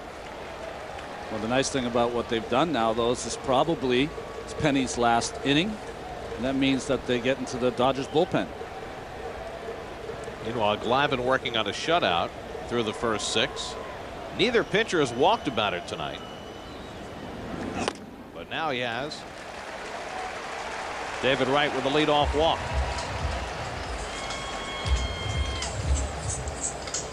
So the Mets looking to tack on here in the 6th inning with Cliff Floyd coming up. You know, I wasn't able to look it up today because my computer went down, but it hasn't been many times in Mets history where they've had 3 left-handers start 3 consecutive games. Well, how about this? We've got this note from Elias. So look at that score. That's the start of a 4-game series. The Twins 4 games in back of the Tigers. All 1 to Floyd. Yesterday, when the Mets had Dave Williams and Oliver Perez win the 2 games of the doubleheader as Guillermo Mota gets up in the bullpen, it was only the 2nd time in Mets history that they had had 2 lefty starting pitchers win both ends of a doubleheader. And if you had 1,000 guesses and you were the biggest Met fan in the world, there's Joe Beimel up in the Dodger bullpen, you would not guess the identity of the 2 lefties in the previous instance who won. I could give you the year. I could give you their initials. You still wouldn't get it. Well, do. Please do. Keith wants to try. 1979. KK and AH. To left center field. A long run for Kemp over in the gap. And he runs it down, 1 away. 1979, the Mets played a doubleheader against the Giants at Shea. Kevin Coble and Andy Hassler were the 2 lefties who got the win. Andy Hassler had some wicked stuff. Not with the Mets, he did. Did he go to Kansas City? So we had He went to Montreal too. He started up with the Angels. Right. He was good with the Angels. 6'8". But by the time the Mets got him, he should have been a better pitcher than he was. He had some wicked stuff, and he would knock you down too. Here's Sean Green, and he takes a strike. So, you know, you would have figured Jerry Kuzman or Matlack, somebody, but Kevin Coble, Andy Hassler, Dave Williams, and Oliver Perez. Those are your doubleheader winning Met lefty starters. Kevin Coble was a breaking ball pitcher. I remember him. And 15 years from now, You probably won't be able to guess that trivia question for the Mets. DW and OP. Now you don't know that because next year Oliver Perez could win 20 games. That's right. That's right. Over the head of Nomar and down the line. Wright will go to third. Drew tracks it down. Wright gets held at third. Green in with his second double of the game, and Sean Green just keeps on rocking. That time got the friendly bounce over Nomar's head. Well, when you're hot, this is what happens. Down and in, gets the big bounce. Good cut. What you see right here. You had to have Will Chamberlain playing first base to make that play. Well, Sean Green 2 doubles today. 8 for 11 in the last 3 games. And does Penny have much left? Joe Beimel ready in the bullpen. He's got Valentin coming up, and Penny will get one more batter. Valentin back in the second inning, delivered our Coors Light cold blast. Oh, a hanging curveball right here. That's off the scoreboard. 425 feet. Made it 3-0. Now, if you walk Valentin, Willie's got a tremendous left-handed bench in Tucker and Chavez. Got Mota up at the bullpen. The infield comes in for Valentin, and he threw a fastball by him. And I agree with Grady Little here. I would pitch to Valentin. I would not walk and set up double play. Got too many good hitters for Willie to choose off the bench. Left-handed hitters and with speed. There's a strike at the knees. So a lot of heat from Penny, and he gets ahead 0-2. Wright is at third, Green at second with 1 out. That's already up 3-0 as they bat in the bottom of the 6th. Glavin on deck, Mota warming up at the bullpen.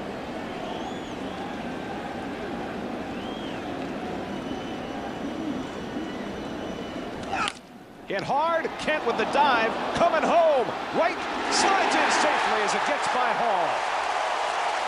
4-0 New York. There's a great effort by Jeff Kent. But it would have taken a perfect throw after making that dive to get right at the plate. Well, nice play here. Had to throw from his knees. You see, he had no chance to set himself. Nice jump by David Wright. This is a great shot. What a great angle that was. You see right there, he knows he has to hurry it home. Wright's the jump. Tough play. He's out if the catcher makes the pick. Here's Glavin, no squeeze, just looking to bunt the runner to second. 1-0. It'll go as a fielder's choice all the way. RBI for Valentine. And now runners at the corners for Glavin, who's 1 for 2. Boy, can't that runner on third base follow that third baseman in as he's trying to bunt?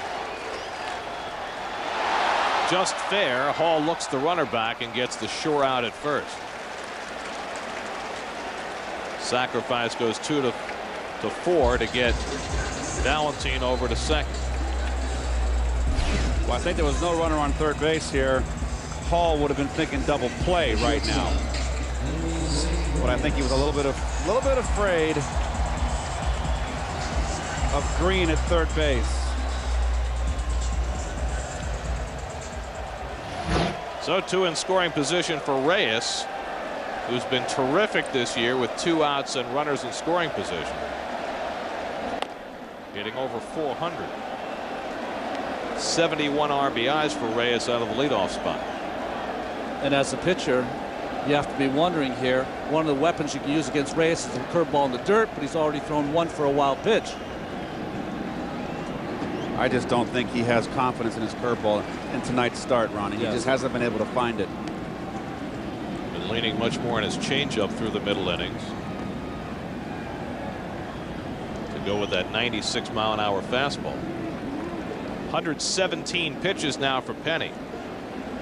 He's a workhorse, though.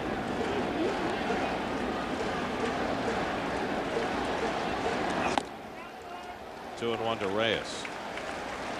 Well, they've got the lefty up in the bullpen. If he walks Reyes, he's going to have to stay in to face LaDuca, you would think. Yes. Not going to bring Beimel in.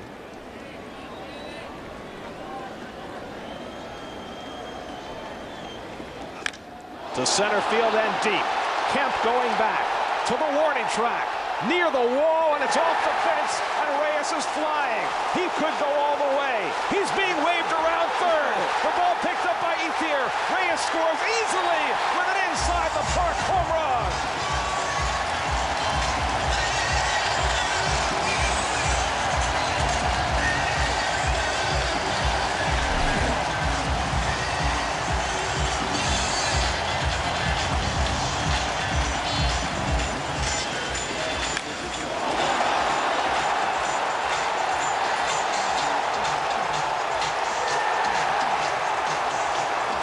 Third gear, fourth gear, fifth gear.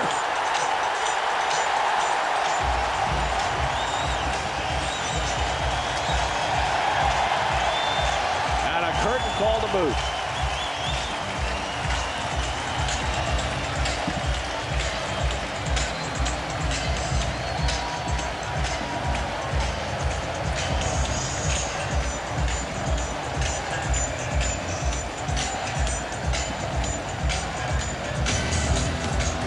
Three-run inside the park home run for Jose Reyes. That's all for Brad Penny. The Dodgers go to the bullpen. Reyes safe.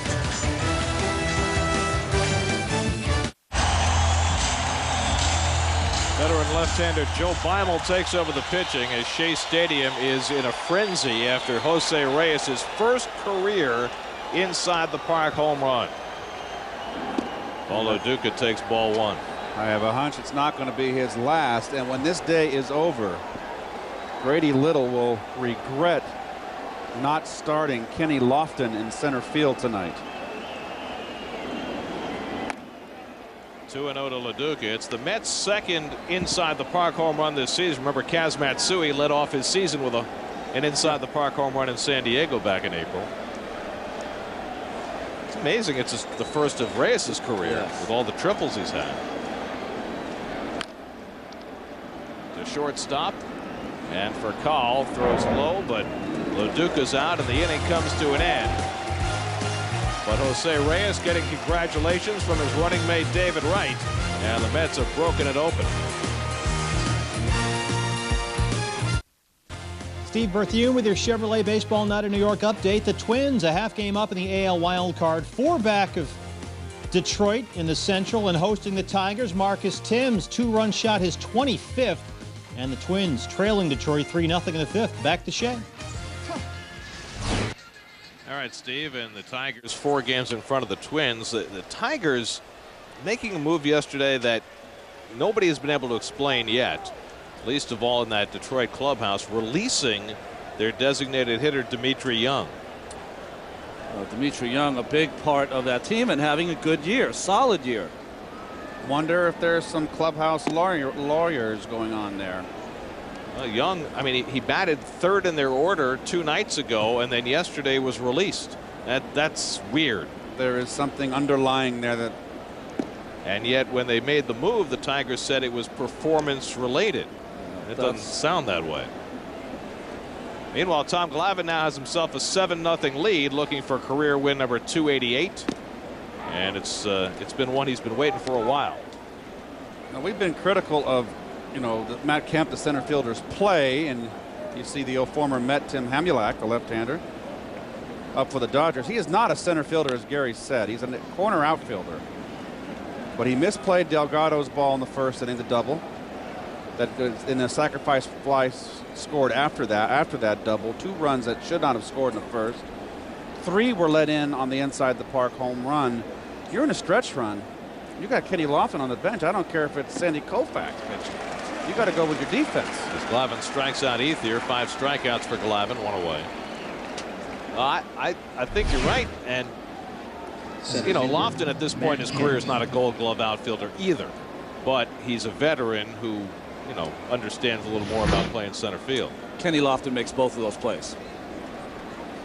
Guillermo Mota up in the Mets bullpen. Well, here's Kemp. takes a curveball for a strike.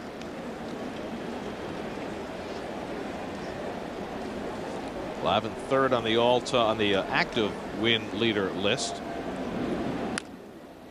And if he gets the win tonight, he will move into a tie for 23rd place all time with Tommy John at 288. Right now tied with Burt Blyleven at 287. As you see his former mate Maddox, who's in the other dugout, along with Clemens ahead of him. There's Maddox. Maddox has been rejuvenated since going to the Dodgers. Well, that Chicago Cub team is a bad team this year and playing poorly. And sometimes when you're at the end of your career or the latter part of your career, a pitcher like Maddox, contact pitcher, it's got to pitch for a good team. Well, they didn't have good defense behind them, and particularly in the middle infielders. And Glavin. Maddox is a ground ball pitcher. We were there in Chicago, Gary. He had 2 double plays in that start that never returned. Right. And he about went through the roof. Kemp lifts one to shallow left, and Reyes back. He drops the ball. Wow. That's the last thing in the world that you would have expected to see. Well, maybe he's tired. After circling the bases. Let's see if he uses 2 hands. He normally does. And he does. He just missed it. And he is getting an ovation from the crowd here at Shea. When's the last time you heard a Met make an error and get an ovation from the Shea crowd? That's embarrassing when you're a good glove. You're a solid glove like Jose Reyes. And I believe that he's going to be a Gold Glover down the road at shortstop. And by the way, Matt Kemp made another mistake. He should have been on second base, and he's on first. That's a strike to Toby Hall.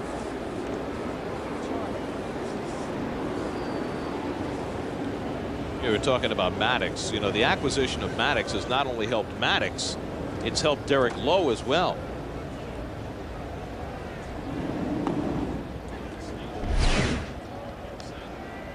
Well, you got a team that is 1 game in front, and we've seen a couple guys not running balls out, have we? So Call back, the first batter of the game, didn't run hard to first base, and Kemp, who has a lot to make up for in this game, didn't either. And there's a base hit for Toby Hall. Kemp to second, he'll stop there. And so the Dodgers have 2 men on. But Lowe was talking about how much Maddox has rubbed off on him, as Willie Randolph will go to the mound, and looks like he's ready to take Glavin out. Your attention, please. Pinch hitting for the Dodgers. And Guillermo Mota, who has been lights out since joining the Mets, will come on for Glavin, who will leave after 6 1/3 terrific innings.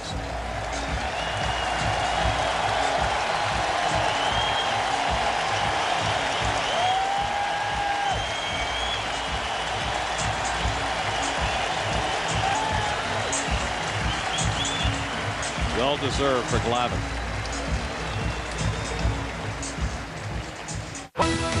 This copyrighted telecast is presented by authority of Sterling Mets and may not be reproduced or retransmitted in any form, and the accounts and descriptions of this game may not be disseminated without the express written consent of Sterling Mets. Former Dodger Guillermo Mota takes over the pitching for the Mets. Well, you see his numbers with the Mets, just outstanding. Struggled with the Indians this year. We talked about Maddox helping someone go to another club.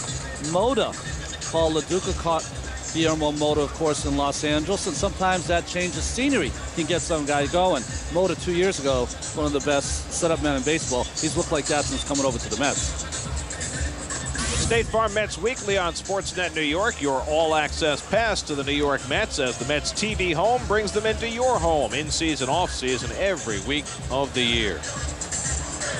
Jason Repko had been announced into the game as a pinch hitter with Glavin on the mound. Repko, a right-hand batter. Now Grady Little makes a change with Mota coming in and brings up James Loney to bat instead. So Loney, big left-hand hitting first baseman who had a good year in the minors for the Dodgers this year, will be the pinch hitter against Mota with 2 on. Well, this time of year with the rosters expanded, you can just counter back and forth, bring guys off the bench all night long. Remember the running back Joe Don Looney? I do. Detroit? Not sure. Off the end of the bat, right charging. It's a spinner. And he throws out Loney as the runners move up 2 away. Hockey player Troy Loney.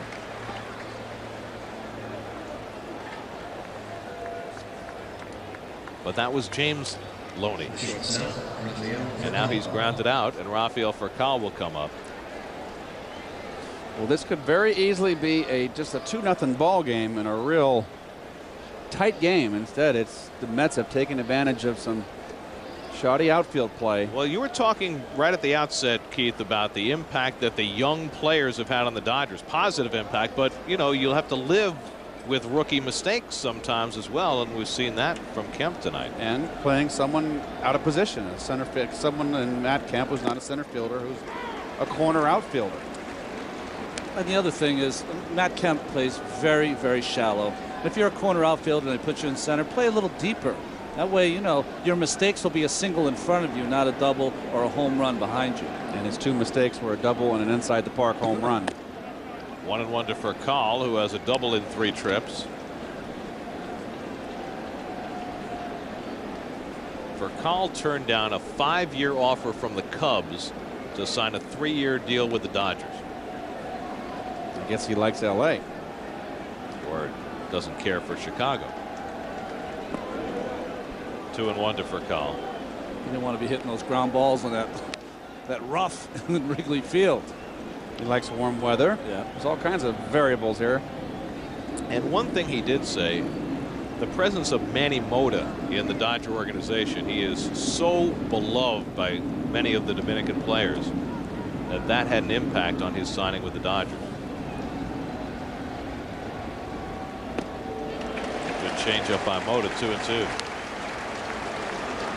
Now, Ron, we were talking the other day that Guy Conti, Rick Peterson moved Mota to the first base side of the rubber. He was pitching off the third base side, and it's made all the difference with his sinking changeup. He's throwing strikes now. I mean, he's just been incredible. 2-2 to Furcal. Just missed. 3-2. I think the problem that happens for a lot of pitchers is when you have an outstanding pitch like he does in that changeup, you fall in love with it. And when you throw 95 miles an hour, you got to do enough with your fastball so that if you do make a mistake with a changeup, you get away with it.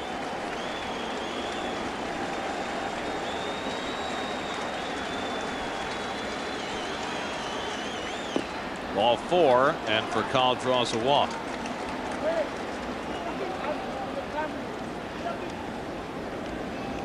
Third baseman, Julio Lugo.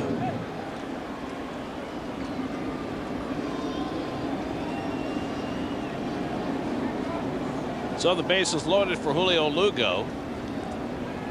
Tom Glavin worked 6 1/3 innings, did not walk a batter. And now Mota issues the first walk of the night by a Mets pitcher. Lugo 1 for 3, singled back in the first inning. Base is loaded, 2 down. And the fastball misses, 1-0. Well, Lugo, since coming over to the Dodgers, it's his 31st game in a Dodger uniform. Only 3 for 19 with runners in scoring position for the Dodgers. 0 for 6 with 2 outs. He was having a fine year in Tampa Bay, but not with L.A. And he popped it up. David Wright has room. And he squeezes it to end the inning. So Mota comes in and gets a couple of outs. Shutout intact, 7-0 New York.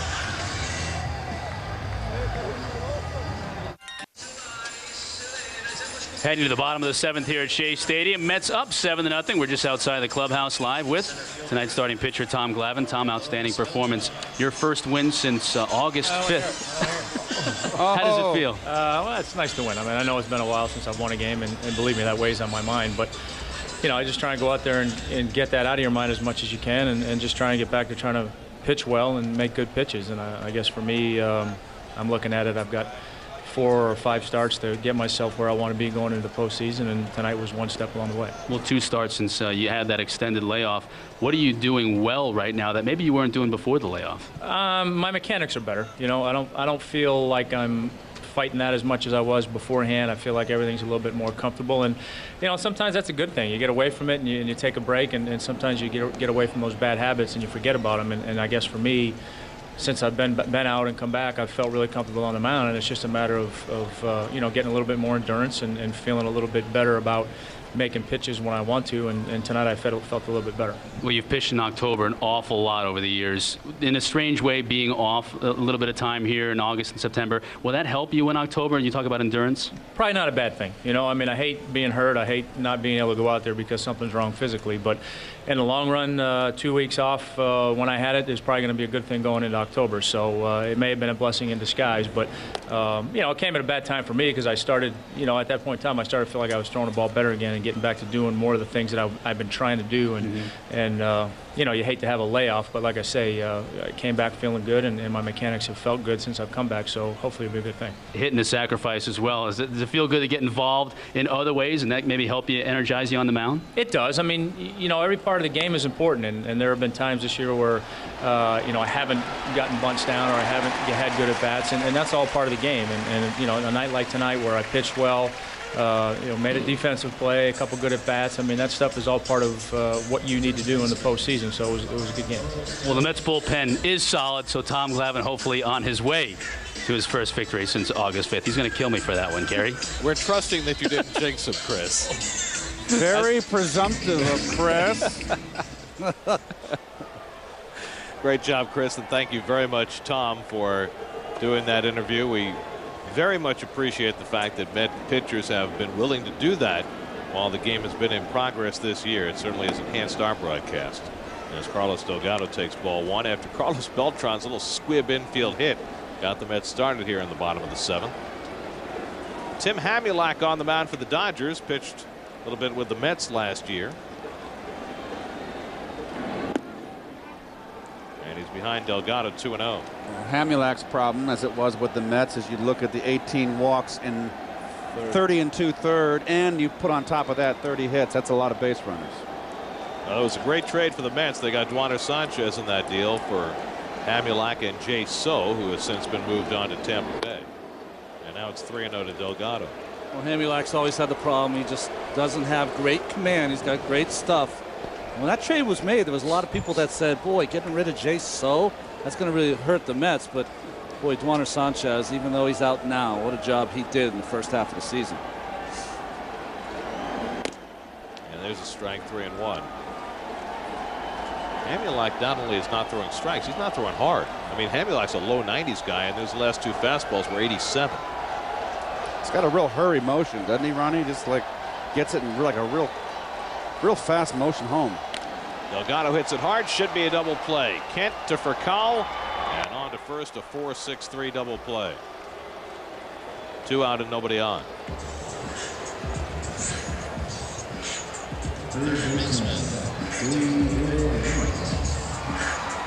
Here's David Wright. Sacrifice fly, single, walk, RBI, run scored.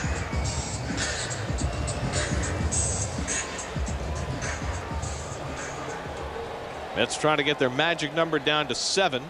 Meanwhile, in Florida, the Phillies have opened up a 10-4 lead over the Marlins.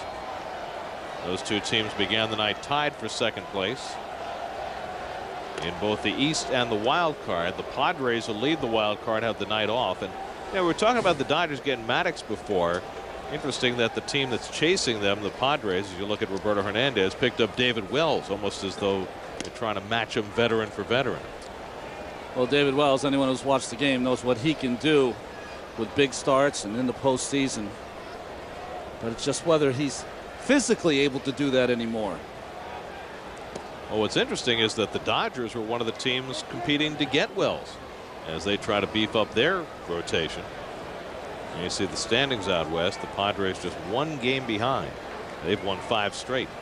And you mentioned it, Keith. Do you like those Giants still, huh? I like their pitching. Well, the Padres and the Giants play series in San Francisco starting tomorrow night. And if Barry Bonds starts hitting the way he's been hitting lately, that could be a big push there out of San Francisco. And who would have thought it? I mean, Philippe Falou was. Wright drives one deep. Kemp won't catch up to this one. And hops over the wall for a ground rule double. So David Wright is 2 for 2. That's his 35th double of the year. Well, he gets the fastball down the pipe, and Matt Kemp still wants to play very shallow center field. This is a fly ball. It's hit well, but it's a fly ball. Look how shallow he is. He thinks he's Andrew Jones. Methinks not.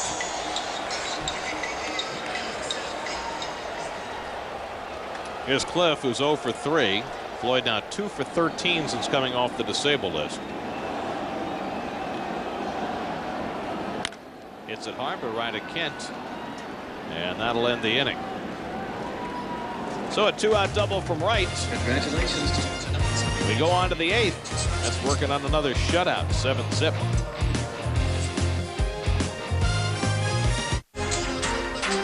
The sun went down and the moon came up on Shea tonight. Gorgeous evening, and Mets got off to a fast start against Brad Penny with the offense and the defense. Long home run for Valentin, and Tom Glavin's second start back after missing a couple of weeks, right on his game tonight. Jose Reyes, for the first time in his career, went the distance. And the Mets have had it all their way tonight against the first place Dodgers, a 7-0 lead as we go to the 8th inning. Met pitchers have now thrown 23 consecutive scoreless innings. As Andy Chavez takes over in left field for New York, and Roberto Hernandez will pitch. Chavez will bat 9th, and Hernandez will hit 6th as Cliff Floyd came out. Nomar Garciaparra leads off the 8th inning for the Dodgers. Last time the opposition scored was in the 2nd inning of the first game of the doubleheader yesterday when Brian McCann hit a home run. 23 zeros since then. Nomar lifts one to right. And Green's got it one away. Now time to bring you the results of our MLB.com SNY text poll of the game. Who do you think is the Mets team MVP? It's a pretty tight vote. Beltran slightly over Reyes. They didn't put Delgado in there? No. I guess I wasn't paying attention. Certainly could have. They could have had another contestant in there. Although Reyes might have spiked after that home run, inside the park home run. It's interesting if you track the votes over the course of the game. Of course, it could have gone straight down after he dropped the pop-up. You never know.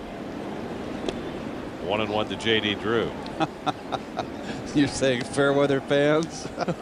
I'm saying that people's opinions sometimes change with the results in the course of a game.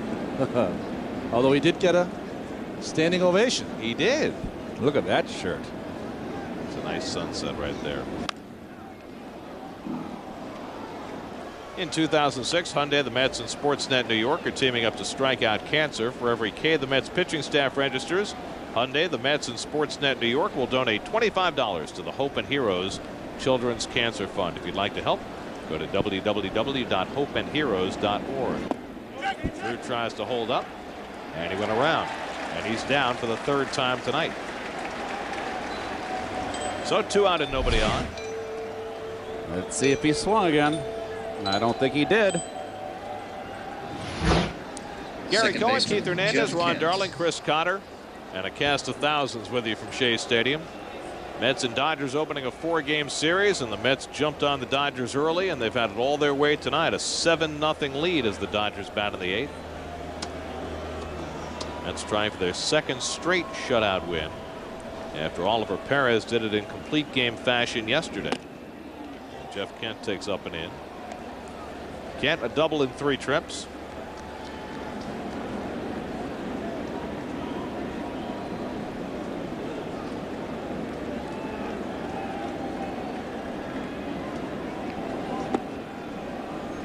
Tomorrow night, John Maine makes another bid to win the heart and mind of his manager and pitching coach.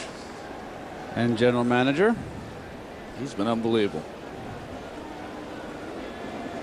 it has to get to a point with Maine where he's got to be thinking, what more can I do? Toward the hole, past the diving right, and Kent has his second hit of the game. To be perfectly honest with you, I think John will be very happy to be on the roster going into playoff action in his young career.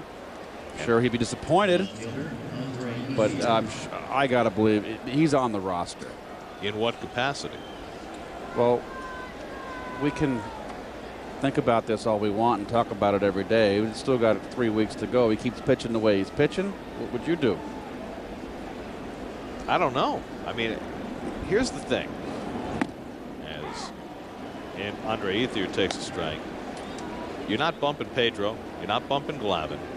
And it's unlikely that you'd bump El Duque or Traxel. So, wouldn't you agree? I still like him in middle relief. In whose spot? I mean, who are the short candidates? man's got to go. Well, here are the candidates. You got one pitching right now, Roberto Hernandez, and the other is Darren Oliver. Oh, I think Darren's got to stay. Oliver's been with the ball club all year and has done a great job. Now, Bert's done a very nice job, too, since coming back. But I would think that he would be the guy on the bubble. Am I right? I think he's on the bubble because of the way Moda's pitched. That's why. Right. Well, Moda's been fabulous. Yes. You can't drop him. Yeah. Still got 3 more weeks. 1-2 to Ethier. Moda has proven that he's got the stuff to strike out hitters in key situations. You can't let a guy like that not be on the roster. When do they have to decide? What's the date they have to do their morning of the game? Morning of the first game. Okay. So there's 3.5 weeks. Down to first. Nice backhand stop by Delgado. Bert gets over, but he can't handle the throw. And runners are safe at first and second.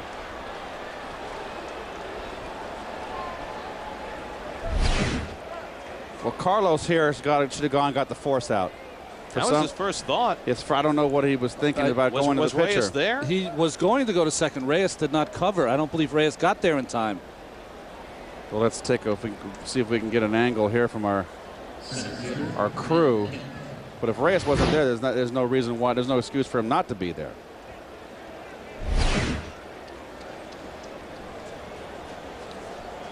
It's a little bit low. Hernandez yes, for not handling that's it. not a bad throw. You want it a little bit higher for your pitcher, but Matt Kemp takes ball 1. I don't think Reyes was over at second base, and I think that's why Delgado had to change his mind and go to first.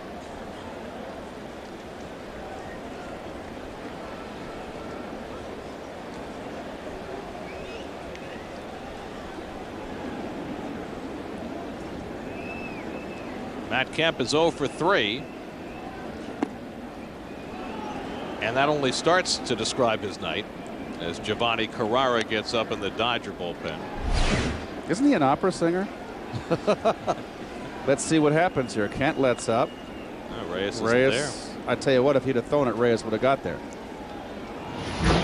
But Jose's got to get there. He's got to get there. Yeah, you got to be waiting there so you can present a target for Delgado. Make it easier. It's the easy out. Yes. All your momentum's going that way. When the clock hits 0 on the Jets, Sportsnet New York is the place to go for Jets post-game live. Immediately after every Jets game this season, SNY goes live with analysis and complete reaction from Gang Green. Jets post-game live only on Sportsnet New York. Jets Titans this Sunday. 3-1 now to Kemp. You know, Keith, you used to, that was one of your favorite plays, going to second. You used to love to show off that cannon of yours, but some first basemen just do not have great arms, and they're sometimes wary of throwing. But although Delgado wanted to throw on that play in the hole, Ronnie, you're not going to show off your arm. Yeah. And, you know, because you're closer to second base, and you got a pitcher. It's a long throw to your pitcher. It's a lot of things can go wrong. So you get the lead runner. It's the easiest play. It could be a bad throw to the pitcher. The pitcher could drop it.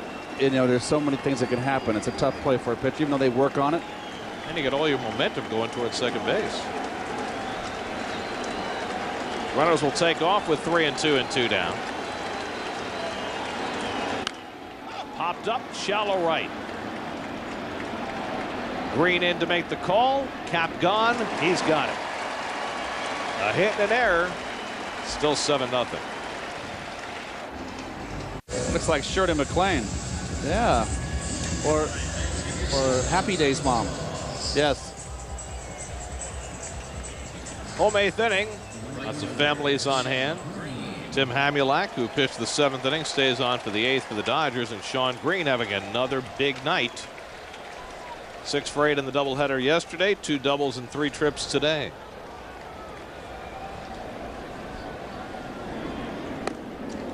And Hamulak misses badly with the breaking ball, 1-0.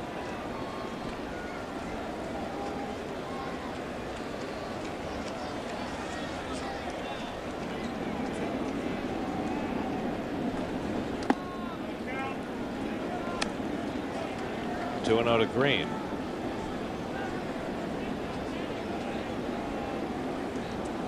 What is that?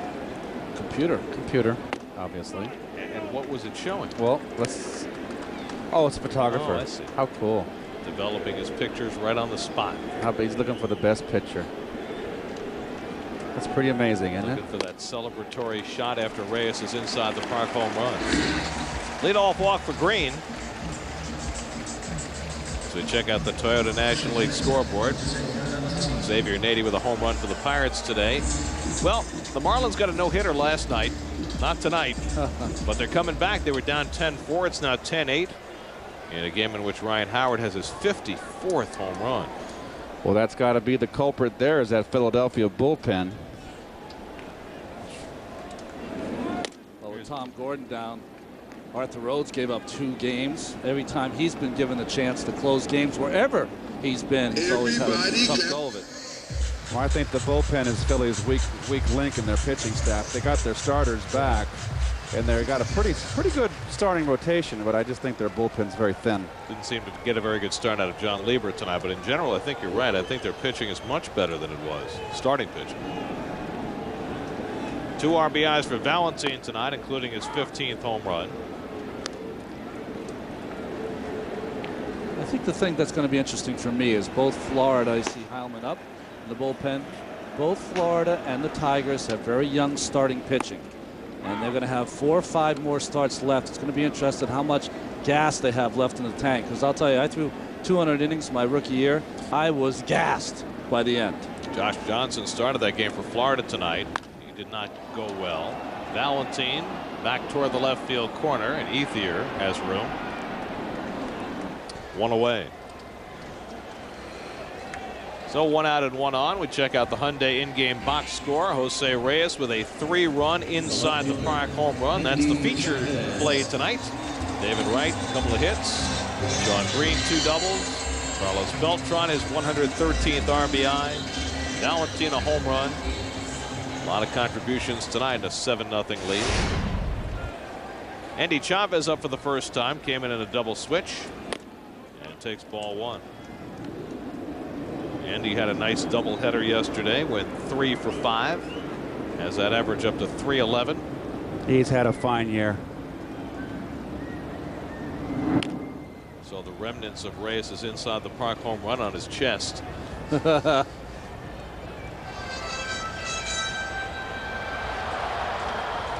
full layout across home plate. Think about that inside the park home run. There was not even anything close to a play on him. Well, what was most impressive to me? I hit an inside the park home run. That's unbelievable. He did not lose any speed coming home. he did not poop out. And he had a lot to lose. I pooped out coming home. Slow ground ball. Kent goes to second for the Forest, and that's the 2nd out. Well, let's see how long it took Jose Reyes to circle the bases on his 6th inning inside the park home run. And they're off. Oh, wouldn't you love to be able to run like that once? Like that.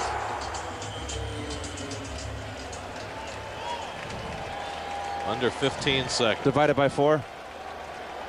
Flying. Get your calculator. Gary. Broken back grounder. Lugo gets the Forest. I'll get you the answer next inning. How about that? On to the 9th. Mets looking for their 2nd straight shutout. Up 7-0.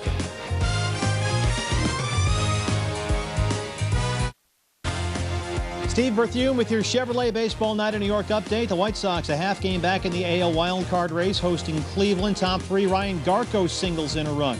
Grady Sizemore and Victor Martinez have homered. White Sox trail the Tribe 7-0 in the fifth. The Twins are trailing Detroit 5-0 in the sixth. Back to Shea.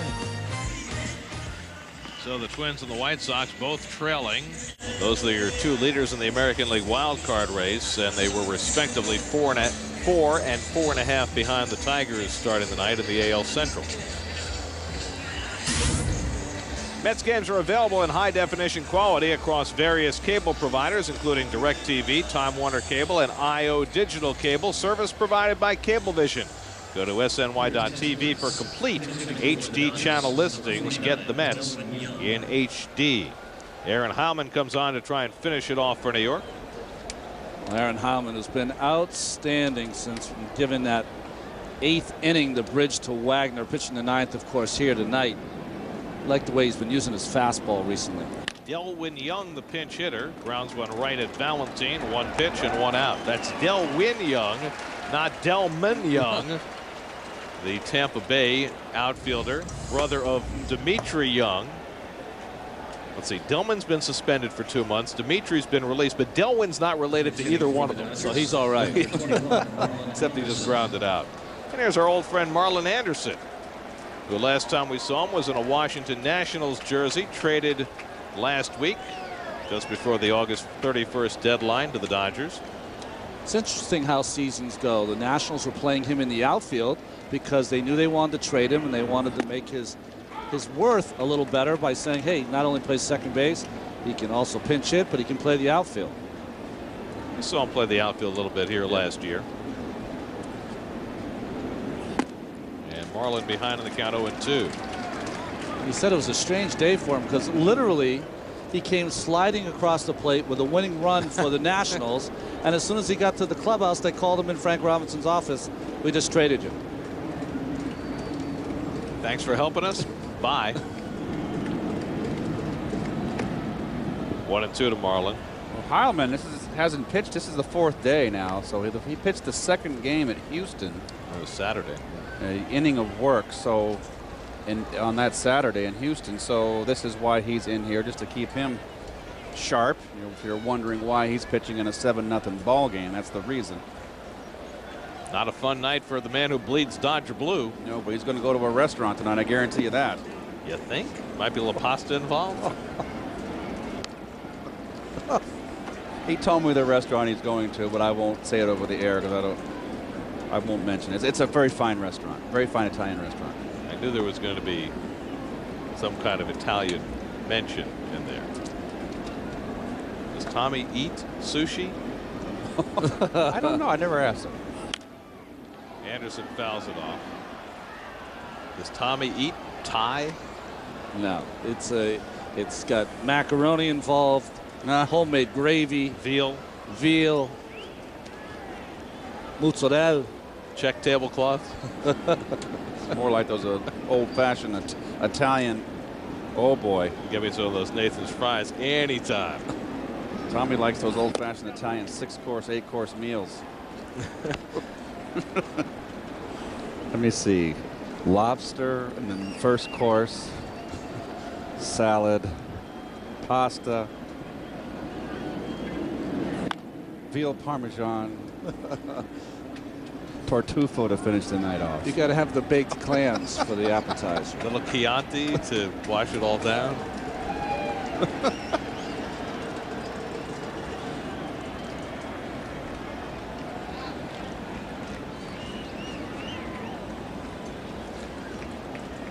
Three and 2 to Anderson.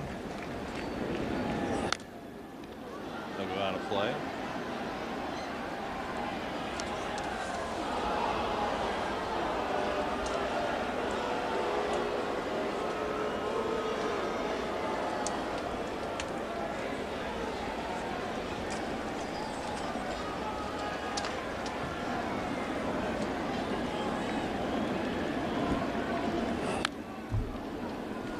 Anderson making Heilman work.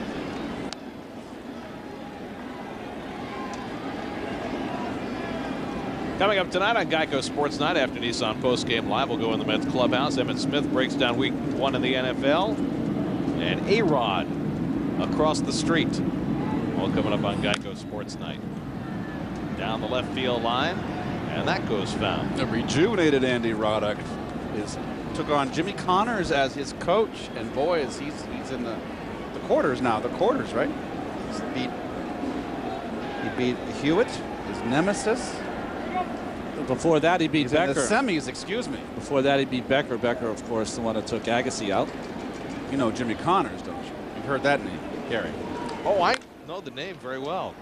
Shallow right field, and Sean Green loses the cap. It's getting to be a habit. 2 away. That cap spends more time on the grass than it does on his head. That's all right. Every time it falls off, it seems like he comes up with the catch. So perfect. When he went back to the fence to make that catch in the 2nd inning, he didn't lose the cap. Because his head went up against the board there, pushed it back on. I think it's only when he comes in he loses it. Here's Furcal with 2 out, and he lines a base hit. 2nd hit of the night for Furcal. That'll keep the game going for the Dodgers.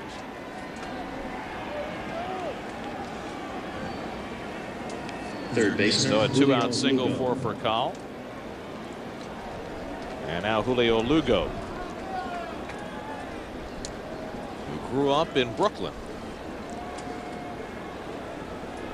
Actually born in Puerto Rico, but came to the city when he was 13 and went to high school here. Royce Ring and Chad Bradford staying ready in the Mets bullpen. They're probably just getting some work in, you would think. Holman should be able to finish this up. Just don't want him to throw too many pitches if he gets into trouble. Furcal not being held on.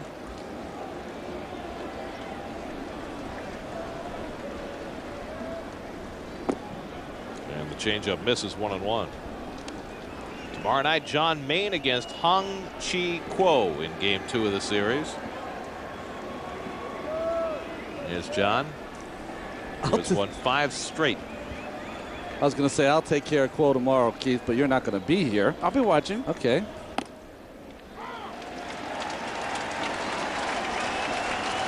And for Willie Randolph, it's been status quo.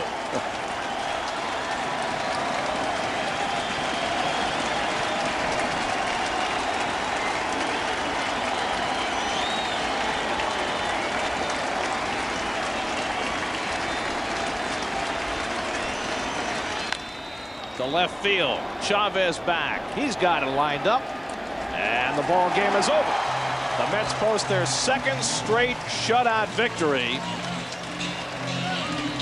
25 consecutive scoreless innings for the Mets pitching staff as they shut out the Dodgers in the opening game of this 4-game series.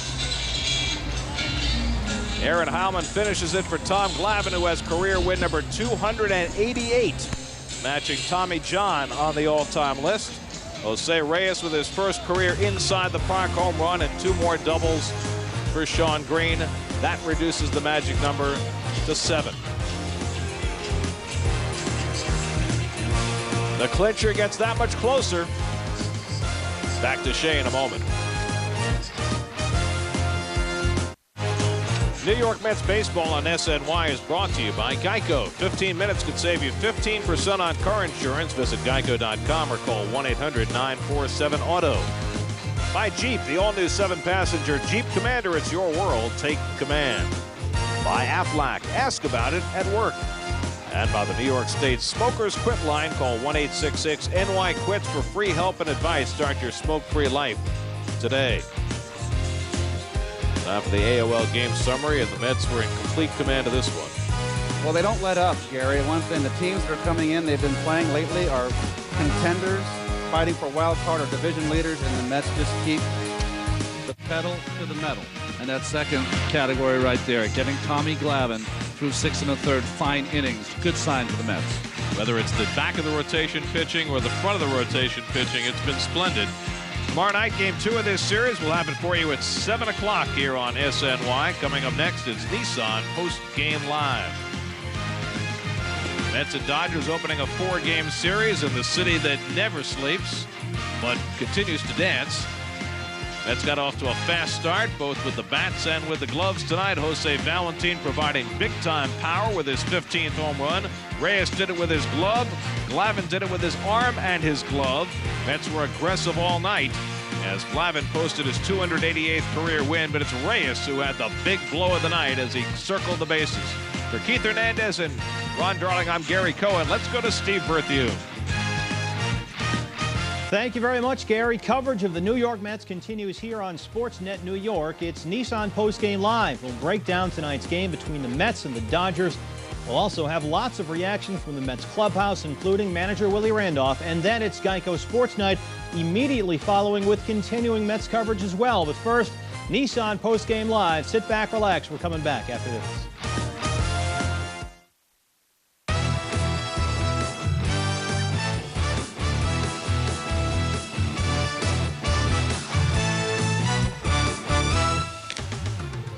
Hey there, it's Nissan Postgame Live. Welcome, Steve Berthew along the way, coming to you from our SNY studios here at Rockefeller Center West after another Mets shutout win, 7-0 over the Dodgers in this battle of division leaders, the first of 4 games this weekend at Shea between the Mets and the Dodgers. And we got what we needed tonight from Tom Glavin, which was a good, solid outing. Glavin locating his pitches and showing that he is back coming off the blood clot scare and, of course, the angiogram. Let's take a look at the highlights of the first game of the series now from Shea Stadium. And Glavin, this was his second start since taking that 16-day stretch off after having the angiogram, and gets into a little trouble here right out of the gate. Top one, Julio Lugo finds a gap there. He singles for a base hit.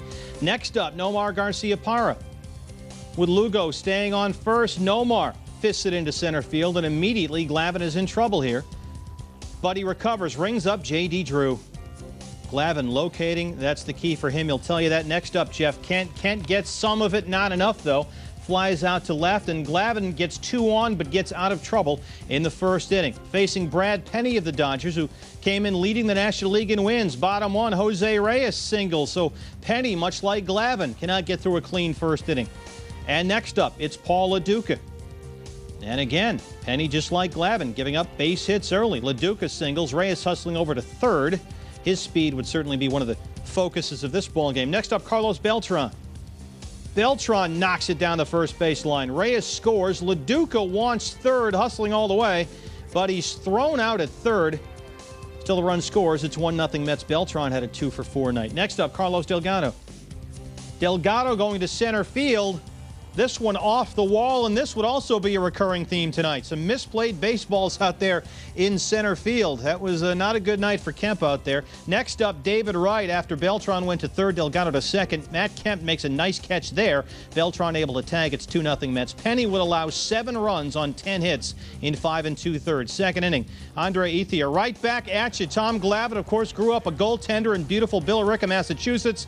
And there it is, these goaltending instincts of Tom Glavin with the glove save. Next up, Matt Kemp. Right field, Sean Green. He's got a pretty good glove as well. Back at the wall. Glavin bailed out there by Sean Green one more time. Green had the big doubleheader yesterday and makes a nice catch there. Next up, Toby Hall, and Glavin gets him. Beautiful 77-mile-an-hour change right there. Bottom two, Penny facing Jose Valentin. Here's Gary Cohen. It's a deep right field. Back goes Drew, looking up, and it's out of here. Off the scoreboard, Valentin with his 15th of the year. Valentin hitting285 now, the 15th home run of his season, made the 3-0 Mets in the fourth. Kemp with 2 on, third base side. Glavin makes a nice play here. Glavin 6 1/3 shutout innings, gave up just 5 hits, did not walk a batter, struck out 5, looked great. Jose Reyes, a big night. Top 5, Toby Hall. Goes down and gets it, shallow left center. Reyes coming on and makes a nice running catch there. And you want to see some running? Here it is. Bottom 6, it's 4-0 New York. Reyes with runners on second and third. Now, again, it's off that wall out there in center. It caroms off the wall, and Reyes sees this, and he puts it into overdrive. Green and Valentin score. Reyes wants the inside the park home run, and there it is, the first of his career in what continues to be a remarkable season. There you see Reyes sees it's off the wall, and then he wants this one all the way. Manny Acta windmilling him home. first career inside the park home run for Reyes, a 3-run shot, part of a 4-run Mets sixth. There it is, and the Mets beat the Dodgers 7-0. New York's second straight shutout win. They have now pitched 25 consecutive scoreless innings of baseball here. Tom Glavin, this is what you really need to see from him, and he came through, looked great again. 6 1/3 of shutout ball, gave up just 5 hits, struck out 5. It's career win number 288 for Tom Glavin. That ties him for 24th all-time, or puts him at 24th all-time with Tommy John. It also puts Glavin and John in a tie for 5th all-time among victories by left-handed pitchers. The Mets' magic number is now 7. Glavin's first win since August 5th. And Jose Reyes, his first ever inside the park home run. After the game, he spoke with SNY's Chris Goddard. Jose, it's your first career inside the park home run. Did you know that? Yeah, I know that. You know, I had to enjoy it because that's my favorite one. You've come close in the past, though, because with all the triples that you've gotten, we were all shocked that that was your first career. How close have you come in the past?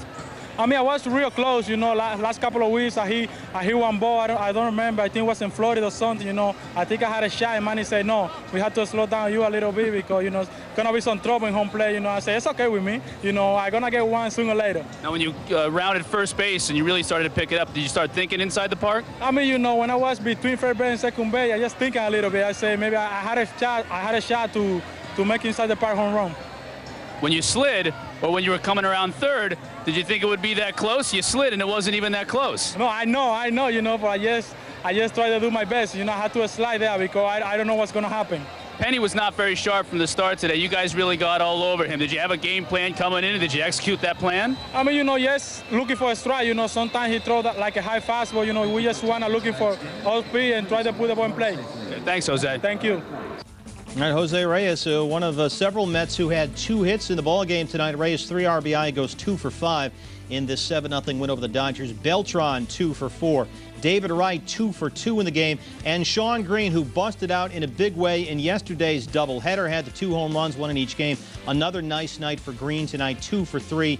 Had the walk also. He is up to 285. As for your Dodgers box score, as we said, not a whole lot of offense from this team. They don't score any runs. Jeff Kent goes 2 for 4, and Rafael Furcal, a couple of hits at the top of the lineup. But Tom Glavin was the story tonight as he pitches now 25 consecutive scoreless innings by this Mets pitching staff. You wanted to see this from Glavin. He was a little rusty in the comeback down there in Houston over the weekend, but he looked terrific tonight. 101 pitches, 6 1/3 innings of shutout ball. Gave up only 5 hits, 5 strikes. And the key for Glavin is location. He did not walk a batter. Here's the whole pitching line now. You see Mota got him out of a jam there after Glavin had come out in 6 1/3. Mota inherited a couple of base runners. They did not score. He did walk one guy. Roberto Hernandez coming in, and Aaron Heilman getting an inning of work to shut it down in a 7-0 game. So nothing but good news here as far as the Mets are concerned. Still ahead on Nissan Postgame Live. We will send it back out to Shea. We'll check in with Keith Hernandez and Ron Darling, bring you highlights from around the major leagues. We'll also have Willie Randolph's daily postgame session with the media. You will see that in its entirety right here on Sportsnet New York. So stick around. We have a lot more to do here on Nissan Postgame Live. Welcome back to Nissan Postgame Live. Steve Berthiaume along the way. Another shutout win for the New York Mets. They beat the Dodgers at Shea tonight, 7-0 in the first of this 4-game series. Let's go back out to Queens now and check in with a part of the crew who called the game for us tonight right here on Sportsnet New York. Ron Darling and Keith Hernandez. Ronnie, I want to start with you and Tom Glavin. Just his 4th win in 14 starts since June 18th. I think this kind of stuff has a lot of momentum, and if he had another bad start here, there would have been a lot of discussion about whether he was ready for the postseason, but I think he really needed this tonight. What about you? Well, I think he needed it not only to get himself ready for October, but I think he needed it for his own confidence sake. You know, he was starting to throw the ball better right before the blood clot scare. So I think he felt good about that, and then probably felt bad because he wasn't out there for so long. So he was kind of rusty in Houston, but he looked fantastic tonight, mixing up his pitches, pitching to both sides of the plate, changing speeds, being Tom Glavin. 288 wins now in this stellar career. Keith, Brad Penny, Shea is his personal house of horrors. In 10 career starts at Shea, 1-8, 6.75. The Mets teed off on him early today from both sides of the plate. Well, I know all good pitchers, from an offensive standpoint, you've got to try to get them early so they get their rhythm. And the Mets did that early. The 2 runs in the first inning, the RBI by Beltran, and a sacrifice fly. A little misplayed ball in that double off Delgado's bat. And, of course, Valentin in the second inning with the solo home run, his 15th. Penny had trouble with his curveball today. Couldn't find the range on his curveball. Basically had to be a fastball changeup pitcher today. Keith, there was a small incident in the stands at Shea, and I want to direct this question at you. I'm not sure what's going on with some of these fans, but there was a sign out there during today's game, and I don't know what got into these kids' heads. But Keith Hernandez is God. Can you comment on this, please? Well, this is First of all, are those your relatives? It's not a cult following, trust me. They're very astute fans here in Shea. You know that. That's right. Maybe they grew up playing Stratomatic as well. No. Okay, you were a 1 in Stratomatic defensively, right? Was that? Of course. All right, just checking. Ronnie, you and I argue now all about the playoff rotation. Here's another chance. John Maine, I say you got to give him the ball in the playoffs. He goes tomorrow. What do you think? Well, I think if he continues to pitch the way he's pitched, he's been brilliant. He's going to find a way on that roster come, high water. He's going to definitely find a place on that roster, whether it's as a long man or getting a start. But today is the 7th, and the season's not done till the 1st. That's a long period of time to keep that excellence going. But if he does, he'll find a space on that roster, and he's been fine. All right, Ron Darling and Keith Hernandez. Guys, thanks very much. We appreciate it. All right, when we come back here on Nissan Postgame Live, more highlights from around the major leagues, get you updated on both wild card races. We'll also have manager Willie Randolph. You will see his postgame session with the media in its entirety. So stay with us. You're watching Sportsnet New York.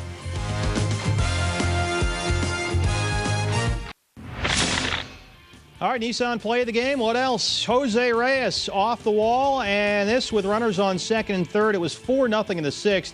Reyes made it from plate to plate in just a smidge under 15 seconds. His first career inside the park home run, and he really turns it on there. Waved home and in there. Jose Reyes, a 3-run homer, his first career inside the park home run, and that's your Nissan play of the game, part of tonight's 7-0 win. Despite all the offense from the Mets beating the Dodgers 7-0 here in the opener of this 4-game series, the focus for the Mets is the pitching. Tom Glavin was terrific, getting just his 4th win in 14 starts, dating back to June 18th, and Glavin's first win since August 5th. If you remember, Oliver Perez pitched a shutout in the second half of yesterday's doubleheader against the Braves, so the Mets now 2 straight shutout wins and 25 consecutive scoreless innings by the Mets pitching staff. One of the issues addressed by Willie Randolph right after the game. Here he is. Skip up, right? No, skip up. Not the no-hitter you predicted for Glavin, but pretty good. Yeah, pretty good. Shutout. That's nice. Back-to-back shutouts. And Tommy was solid. He came right at him, being aggressive early in the count, threw some first-strike pitches, which is the key for him. I mean, getting ahead in the count, and just pitching. I mean, when Tommy has a good game like that, you look at him and he's just a consummate pitcher. He knows what he's doing exactly, and it's just good to see him, come back with this type of performance. Get ready for his next one. You said, Willie, that you didn't see anything particular from Thompson tonight. But that said, was it reassuring that he pitched so well against a team that you could be facing in the playoffs next month? I don't really look at it like that. I mean, because I always believe in pages always turn in different scenarios, different situations, different biorhythm, whatever you want to call it, man. I don't look at baseball like that. I look at baseball as that every day is totally different. Every situation is new and it's fresh, and everyone has a different language coming in. So it's always nice when your guys pitch well. Getting Tommy back in for a couple starts after the scare we had a couple weeks ago is just comforting to have him back out there. It looks like he didn't skip a beat, really. It just seemed like they just gave him a chance to get a little breather mentally and physically, and he looks sharp. So he's got a couple more starts, 2 or 3 more starts coming up, and I look at those starts as opposed to just tonight, because it's just one game, and I want to see how we look as a team as we move into the end of September. Willie, when Jose's ball bounces past off the wall and past the outfield, are you thinking he's got a chance to make it all the way? Oh yeah. Anytime you get some space between the wall and the ball jumping back in the field, he's off to the races. So I knew Manny was probably sending them. He turned on the jets around second base. Should have been running right out of the box, but that shows you how fast he is. And that's one of the most exciting plays in baseball, and the fans got a big kick out of it. And Jose would have left him just to stand up and walk into home plate, but he had to dive as usual. Yeah. You know, but you know, he had a great night tonight, and it's pretty impressive. You know, hit a ball that's basically on the opposite side of the field off the wall like that. That's a lot of strength, man. That's shows you what kind of talent this kid's got. Kind of overlooked in this was Jose Valentin's home run. It always seems like he gets a big hit and boosts guys over to base. What do we say? Has he been the unsung hero of this team? Well, I didn't overlook it. It was a big home run for us. Jose's been big for us all year, coming up with big hits. Yeah, he's one of our unsung heroes, no doubt. He's a solid player. He's played solid defense for us also. So he's one of our leaders on our ball club, and he's gotten big hits like that all year for us. Penny comes in tonight. He's the National League's winningest pitcher. He's got filthy stuff. He had 6 hits in the first 2 innings to establish the tone tonight. Yeah, he was coming at us with his fastball. We got some balls in the zone. He was up in the zone most of the night. The umpire was giving him a lot of balls up in the zone, but we made a nice adjustment and put some balls in play. You know, obviously when we get started early, we kind of feed off that a little bit. You know, Paulie had a nice shot down the line against first and third. You know, we kind of almost messed up that first inning a little bit with some careless plays. But we were able to get a couple and then add on a few. So we were able to regroup a little bit. But yeah, Penny's tough. But you know, we're a team that if you challenge us, we're ready for that challenge. Willie, when you face a team like the Dodgers in first place and probably headed to the playoffs too at this point in the season, do you even think that it could be a team that you're gonna face? No, I mean, we don't think that way when we play them. I mean, obviously they have a team that could be there very, very, very easy. But no, we don't go into a series thinking that, well, okay, we're playing them now. Let's do something any different than what we've been doing. So, because we might see them later on. Like I said to the gentleman a second ago, you know, 3 weeks, 4 weeks from now, totally different field, totally different atmosphere, totally different environment, totally different energy. So we don't. When you play the game, you don't look at things that way. You just don't. You know, it's easy to kind of put it in perspective that way, but that's not how players look at it. So, you know, we know they're a good ball club. We know we might get a chance to see them again, but we did not go into the series feeling like, oh, this was a prelude to the playoffs, because who knows, they might not be there. Okay. Thanks, Willie. Right. There's Willie Randolph just a few moments ago after the Mets' 7-0 win over the Dodgers to open this 4-game series. 7 is the magic number.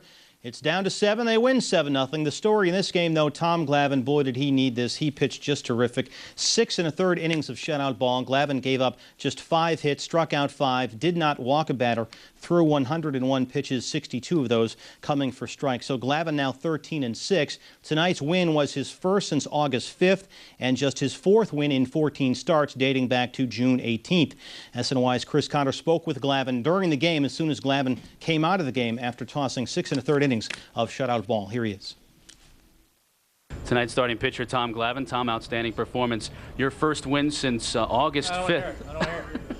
How does it feel? Well, it's nice to win. I mean, I know it's been a while since I've won a game, and believe me, that weighs on my mind. But, you know, I just try and go out there and get that out of your mind as much as you can, and just try and get back to trying to pitch well and make good pitches. And I guess for me, I'm looking at it, I've got 4 or 5 starts to get myself where I want to be going into the postseason, and tonight was one step along the way. Well, 2 starts since you had that extended layoff. What are you doing well right now that maybe you weren't doing before the layoff? My mechanics are better. You know, I don't feel like I'm fighting that as much as I was beforehand. I feel like everything's a little bit more comfortable, and you know, sometimes that's a good thing. You get away from it and you take a break, and sometimes you get away from those bad habits and you forget about them. And I guess for me, since I've been out and come back, I've felt really comfortable on the mound, and it's just a matter of you know, getting a little bit more endurance and feeling a little bit better about making pitches when I want to, and tonight I felt a little bit better. Well, you've pitched in October an awful lot over the years. In a strange way, being off a little bit of time here in August and September, will that help you in October? You talk about endurance? Probably not a bad thing. You know, I mean, I hate being hurt. I hate not being able to go out there because something's wrong physically. But in the long run, 2 weeks off when I had it is probably going to be a good thing going into October. So it may have been a blessing in disguise. But, you know, it came at a bad time for me because I started, you know, at that point in time, I started to feel like I was throwing the ball better again and getting back to doing more of the things that I've been trying to do. And you know, you hate to have a layoff, but like I say, I came back feeling good, and my mechanics have felt good since I've come back, so hopefully it'll be a good thing. Hitting the sacrifice as well. Does it feel good to get involved in other ways and that maybe help you, energize you on the mound? It does. I mean, you know, every part of the game is important, and there have been times this year where, you know, I haven't gotten bunts down or I haven't had good at bats, and that's all part of the game. And you know, a night like tonight where I pitched well, you know, made a defensive play, a couple good at bats. I mean, that stuff is all part of what you need to do in the postseason. So it was a good game. Well, he's very right about that. Nothing but good news for Tom Glavin tonight in this Mets 7-0 win over the L.A. Dodgers. And interesting, John Maine goes tomorrow night for the Mets. Remember, it was Maine who had that consecutive scoreless inning streak earlier this year. Well, going into Maine's start tomorrow night, the Mets have now pitched 25 consecutive scoreless innings after Oliver Perez pitched the shutout last night. And then the Mets 7-0 win tonight. Tom Glavin going 6 1/3 of that. Jose Reyes, the inside the park home run. Mets 7-0 over the Dodgers. The magic number is now 7. Geico Sports Night next on SNY.